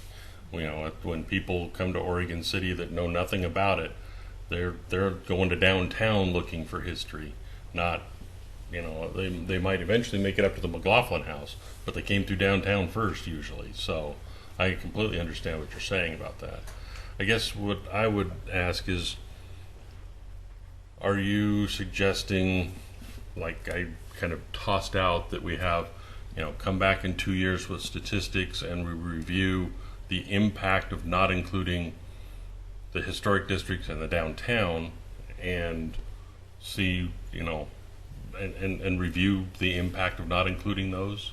That's what I was suggesting. If you were going to, say, parcel out areas of special importance and then everywhere else, for however you determine what that designation is, that it starts the clock on sort of a review process to make sure that we're being as business and property friendly as we can, while still maintaining the integrity of the process that you want to keep. Yeah, that we're staying proactive, not reactive. Yes. Well, Okay, thank you. wait. So I guess I would do it in the reverse. Reverse. Well, we already have a process that's been established. It's already in the code. We're not. It's not being. We're not. I'm not suggesting that we change that portion of it. Instead of implementing the change within a historic district or another district, we leave it as it is and you monitor that to see Yeah. how that is going, as opposed to making the entire change and then having to come back and make a change. No, If it- that's what I was suggesting. Yeah. Is we would say, go forth with this great idea, with the exception of the historic districts and downtown, and then let's set, on or about June of 2018, 2 years worth of data to review the impact of this change and for where you did implement it and where you didn't implement it, to see if To make how an much assessment. Yeah. All right. See, I think there's going to be far more changes occurring in downtown that people would be concerned about time and money than there will be in the historic districts. Yeah. And that's why I think it would be easier to just exclude them, because there's not as many changes happening. There's not as many vacancies there. There's not the same development, what's the word I want? Development activity pressure, or whatever you want to call it, that's occurring there. Where's there? There In downtown. I mean, Okay. I totally agree that there are, I won't name names, but or name buildings, but there are probably 2 to 3 buildings that should have probably had a higher level of review, but it was a facade change, and I'm doing a downtown tour here next month, and got questions about this one particular building, and I said, well, just don't touch it. So I think we're getting close. Yes. Do we have a consensus on Well, we got the two Bob? handsome gentlemen on the end there. Paul? Yeah, I think I agree with most of what's being said. I do have some reservations about the McLaughlin district as well, but there are quite a few businesses that do go into the McLaughlin district. Chiropractic offices, lawyers, that kind of thing. I know that they Seventh don't Street do corridor very kind of many. I don't think they do very many alterations, but I know that they do alter their buildings, and I'm hesitant in creating too many barriers to that kind of economic development in that area, because it is becoming revitalized and it's becoming a lot more vibrant than it used to be, and I just hate to see that be curtailed by a lot of unnecessary process for those folks, because they really are usually moving in and doing things that are pretty benign. So I'm with you, but again, there are, I think, and I'll bet you guys probably have some of that frustration at the counter, where somebody comes in, they're a professional, and they have this house that they have as an office, and they say, "Hey, I just want to change the porch railing." And I know porch railings are important, but do we drag them through a Type 2 process to do that? I want to change the door because I have Or they want to security change the door, concerns. or they want to. I don't really want to argue or anything, but I just want to say they already have that coming in the door by being in the conservation or historic district. That's already there. That's not going to go away. And to sort of put that down to a lower level where, while yes, it's important, there's no review. I mean, if it's a building and they're repairing the porch railing, that's an over-the-counter. Right, and that's why I think We're it talking should- about something larger than just redoing the railings. That's not. I don't even think somebody would come in and ask for that for design review, but They could, they could. yeah. I'm just saying. I just don't. What I'm wanna- saying is we should leave it the way it is. It's not been. We're not adding anything. Anything. We're just not subtracting Subtracting anything. I anything. just And don't want to make these simple TIs become onerous. And, if it's a tenant because, improvement, we don't even look at it. because Interior. We're But I talking. mean, but I mean, there's other things that happen on the outside of the building to, make it more attractive, or changing steps, or maybe adding another flight of steps, or the biggest thing I think is when you need to comply with ADA and they want to bring in a wheelchair ramp. Okay. Well, what? And then so do we put them through 2 years or 2 months process for a wheelchair ramp, or do we allow that? It for depends. It would be the same thing if I wanted to put a real wheelchair ramp on my house. But I don't want to tell that to somebody at the front counter. It depends. I want to tell them, hey, you guys are opening this office. You need to put in a wheelchair ramp you only need to do a type 1 process for this. We've Well- got to have standards. You got to be certain. Right? And when you move into the historic district, there are different. You're already different. You're already being different.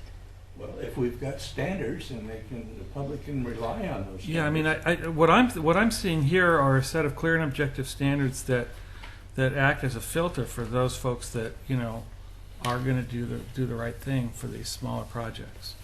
I'm not saying don't do type 2 process for houses that are in the McLaughlin district, but We're not I talking am about saying houses, that we're I talking think for some of these smaller projects that you guys encounter, I think it's really going to be a problem to stand there and say that they can't do it, and that's how I They're feel not about it. saying they can't do it. All I'm saying is that Or is it they have to do additional process? To No, they're not having to do additional process. Okay. The process is already there. All right, but We're that- talking about an existing You guys process. heard what I said. That's where I'm at on this. Okay. Damon I don't wanna- characterized it I by don't wanna- taking away part of the process. I don't want to go on any further. This is where I'm at on it. Bob? Well, I'm a little curious about the concern about downtown, and it's not being protected. Did I miss something?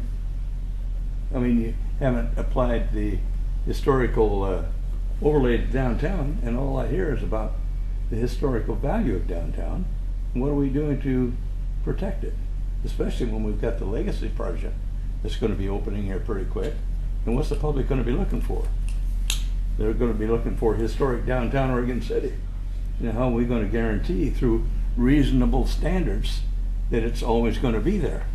Well, this proposal is not adding any additional standards. We're talking about simplifying the process. I understand that. So But that's not what we've- this is about at all. I understand that, but the comments have been made about downtown. Right. But tonight, we're not debating whether we're going to impose higher standards on anybody.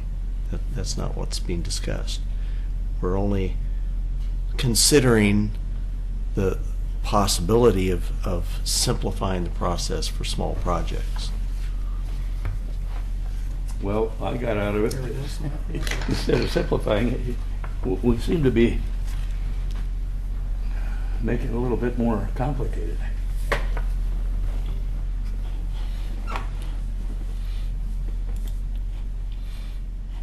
Well, Well, I guess I'm willing to make a motion if we want to do Yeah, it. He has a copy. Oh, okay.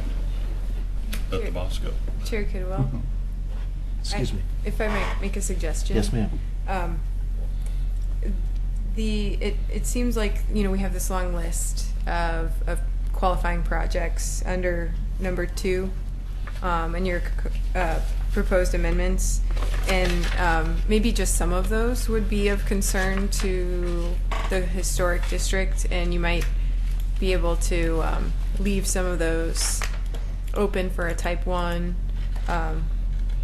For example, it looks like A through G would involve new building materials and qualitative. Page are you on, Kelly? Page 1 of the page 1 of- amendment. Yeah. Of the staff report? No, No, the the amendment, actual amendments. proposed code amendment. Yeah. Okay, let me get there, please. Sorry.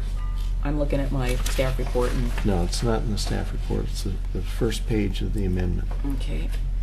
Gotta go to documents down there. 'cause Go to it's- documents. I can bring them up on the screen too if you want to look at that. It's really on here. It would be 1 through 7. That was weird. It switched fonts on me. And if you zoom out, you can see most of the page and still read it. Okay, where's my smaller? Okay. Yeah, to the So we're mark. talking A what? Well, under A2, Okay, I'm under A2. little letter A. Little is- letter A. Is your exterior building materials. Little Okay. letter B is your windows and doors. Mm-hmm. Those are, from my point of view, the two areas I have most concern is little letter A and B. And if we're talking about outside of the downtown and historic district, I'm not concerned. It's only in those districts that I have a concern. Well, those would be my two concerns in terms of the historic district, because that's what we deal with is exterior exterior alterations. Right. So if we could agree that in the historic district that those two items would not be eligible for the type 1 review. Would you like to add D to that as well, which is the addition or alteration of parapets or roof lines? Mm-hmm. I Well, could go with that There too. could be It's similar. I mean, some impact to an exterior building facade roof line if, let's say it's like this, and then all of a sudden you I'm cut just that saying- off and it's flat. What I'm hearing Denise and Damon saying, I haven't heard it from Paul and Robert, but I'm in agreement that if we would say that this type 1 review is applicable every place except in the downtown and historic district, and I'd even be willing to go so far to say that anything that did not include items 2A, B, C, and D would be acceptable in the downtown district and historic district.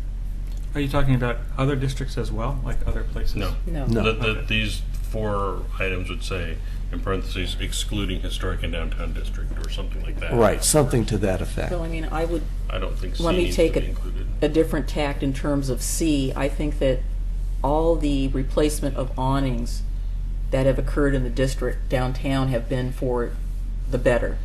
And one that I had been chasing for 20 years was on the Weinhardt building, and I can tell you that when I saw that thing come down, I was dancing in the street. I was so happy. Well, my biggest concern is with items 2A and 2B. Those are my big ones. And if those could be excluded from, Or D. or D, in the historic and downtown districts, then I'm okay with this being applied. Well, you could All of change these. the order of these lists, and you could change C with D, and then it could be A through C, Yeah. Mhm. Oh, there you and go. then awnings could be D. Sure. We're not Yeah. married to any of these letters, Okay. I don't think. Okay. Yeah, and I'd be real comfortable with just then putting in parentheses, items A through C do not apply to historic and downtown district, or whatever. So we could add under applicability. Applicability? Thank you. It's hard to Late say. in the day. So under 1 is applicability, and we could add an E. So under applicability, it says type 1 applications involve no discretion. The type 1 process is not applicable for, and we already have in the writing, any activity which is included with or initiates actions that require type 2 through 4. Yeah. So that would be like your historic review, that kind of thing. Any use which is not permitted outright unless otherwise noted. Any proposal in which non-conforming upgrades are required under Chapter 1758. Any proposal in which modifications are proposed under Chapter 1762-015. And then we could add to that any proposal subject to the regulations under Chapter 1740, which is our historical related district, for the activities identified in 2A through C. But we want to include the downtown, not just historic. Yeah, So downtown and We have a downtown design overlay, which is what you would think of as like the, you go down Singer Hill and you take a left, and that's sort of the design overlay. It's So 5th that through means 10th. 5th through 10th. 5th through 10th Street. So- Pardon? 5th Street through 10th Street 5th through is 10th, the okay. design overlay. So if you include that design overlay on this list, then all of those projects that Kelly was showing you for the most part would still have to go through a type 2 review and would not get that type 1 review, Right. knowing that they're not in a historic overlay. Right. And they can self-designate to be in an overlay district, right, or be individually designated structures, but that takes owner consent, right? And they're not one right now. Mr. Chairman, could I, since you haven't technically closed the public hearing, could I ask if Jonathan is comfortable in coming back up, and if you're comfortable with it? Commenting on our comments. I don't want to get you in any trouble, So essentially, the proposal would remove if that's this okay with you. I'm streamlined fine. process for properties within the downtown design Since overlay. we've only had one Which they don't have now. person testify. They don't have They don't have streamlined review now. Correct. No. Correct. No. So you're not taking away anything they currently have. Right. Correct. That's right. And that is. We're yeah, just that's leaving exactly, it Right. the same. I guess I'm Jonathan Stone, a little on a limb here. I know. Um, I don't want you to. You can be as nebulous as you like. But my request is that we now use the time moving forward to evaluate the process as it applies to the places we care about historically, and to continue to remove barriers as we learn more, because we're now thinking about it, and so yeah. So if you vote as it sounds like you're proposing to vote, you would be removing cost and time from the majority of what our downtown association oversees, but you would be leaving the same process in place for 5 blocks of what the downtown association oversees. And so that would come with the request of then continual improvement and just kind of evaluating the projects that come through and starting to have a conversation with, what criteria do we actually care about in the design district of downtown? Because the design district right now really is somewhat meaningless, except it restricts the height of buildings to the Masonic Lodge's height. I believe it might have one other criteria. Yeah. So, Nothing wrong with that. so You're concerned that since it isn't all-inclusive of downtown, that it might be meaningless? no, Okay. You're talking about the area possibly from 10th on, no. just the area 5th to 10th. I mean, there's really no contributing structures north of 10th Street. There might be a few. Yeah, the county building is designated. The one across from the bus station. Yeah. Really? Okay. Well, but then it would, if it's designated. Yeah, it goes through a different review anyway. Right. So, so multiple hats that I'm wearing. One is as a historic preservation organization, is to see how we can continue to engage in that conversation. So what I'm asking you to do is to engage in that conversation with the changes that you're proposing tonight. And then but the other hat I'm wearing is just representing growth and economic development, is that we shouldn't dwell on criteria or review processes longer. So, consider this clock ticking, so to speak, and let's continue to remove barriers to investment and and take out any unnecessary review. But you're doing so with a watchful eye from this point forward. Great. Okay, thank you. Good idea. I mean, I don't have any problem leaving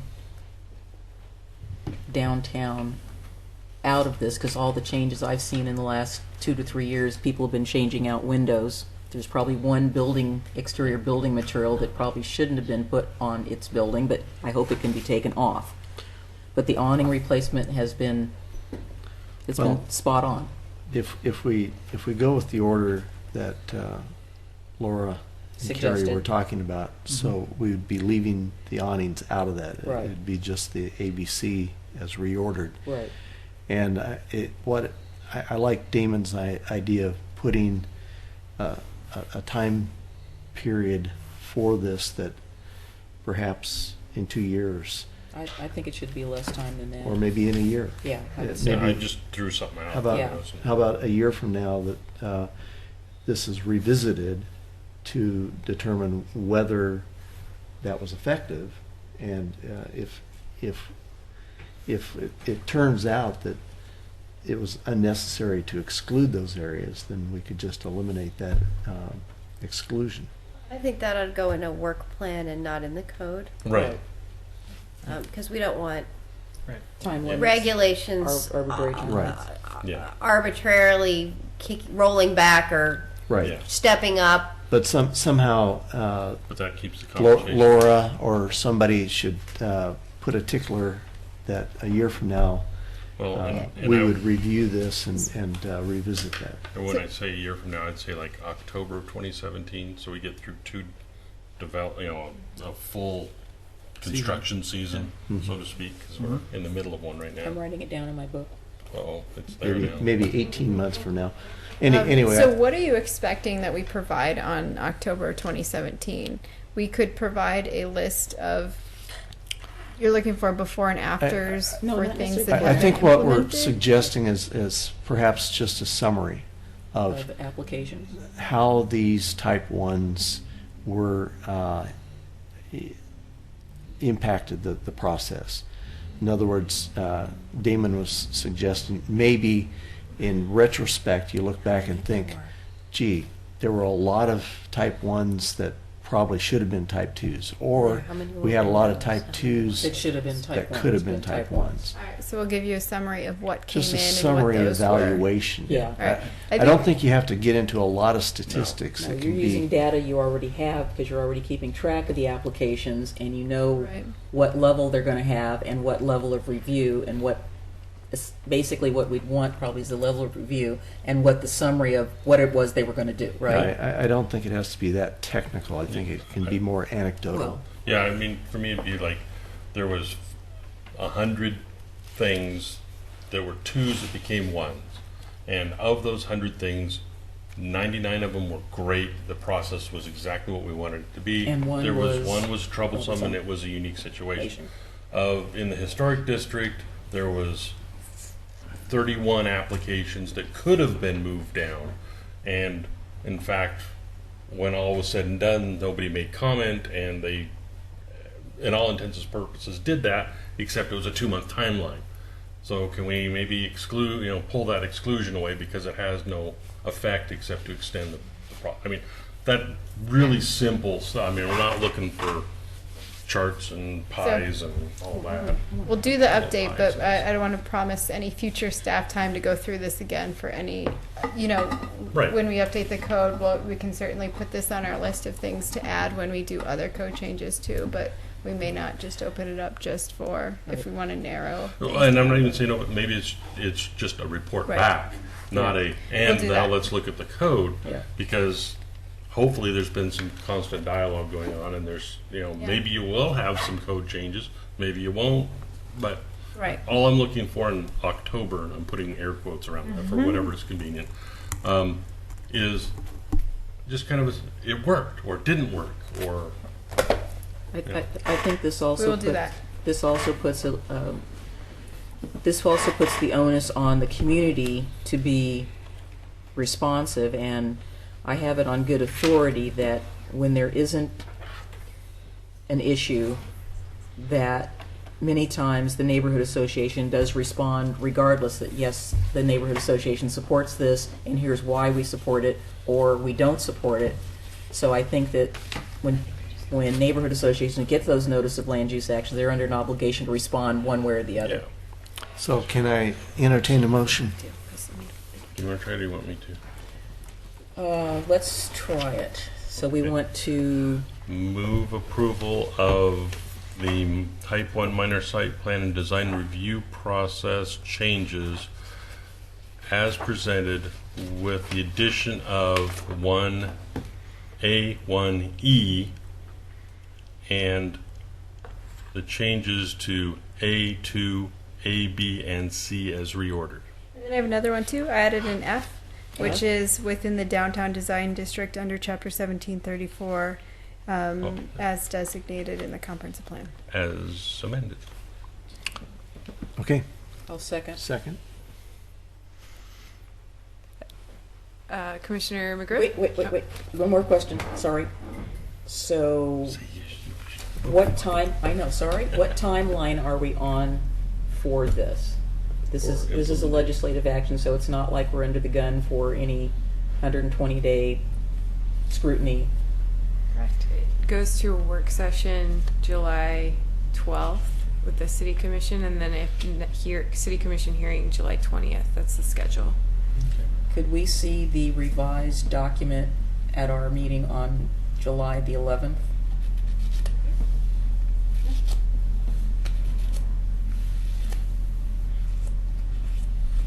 Call the question. Commissioner McGriff, Aye. Commissioner Maybe, Aye. Commissioner Kidwell, Aye. Commissioner Espy, Aye. and Commissioner Mahoney. Aye.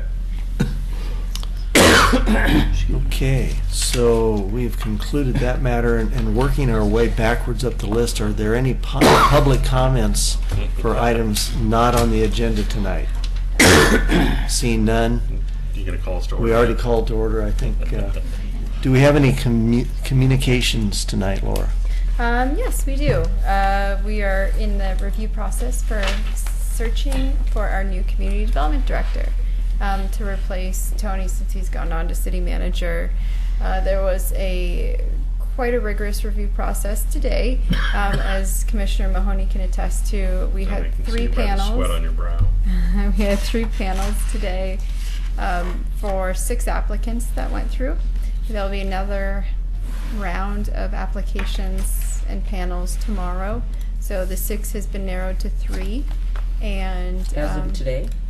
as of tonight. So we As had of tonight. 3 panels today, and then it went till 7. That's so I apologize for being a little Oh, bit no, late. There please was don't. an open house this evening, and I accept your apology. then we had we'll have a second round of interviews tomorrow. Other than that, we have a lot of work coming for the Planning Commission. We're going to keep you really busy.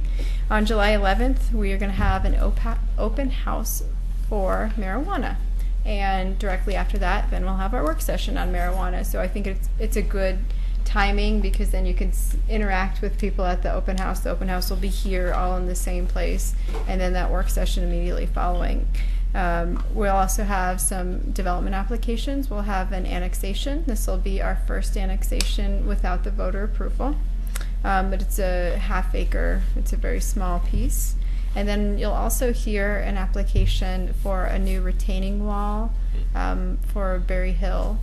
And so it's above where the slide was last winter. There's some other condos higher up there, and it's about $1 million retaining wall to hold the hillside in place. There's some variances that are proposed, which is why it's before you for wall height.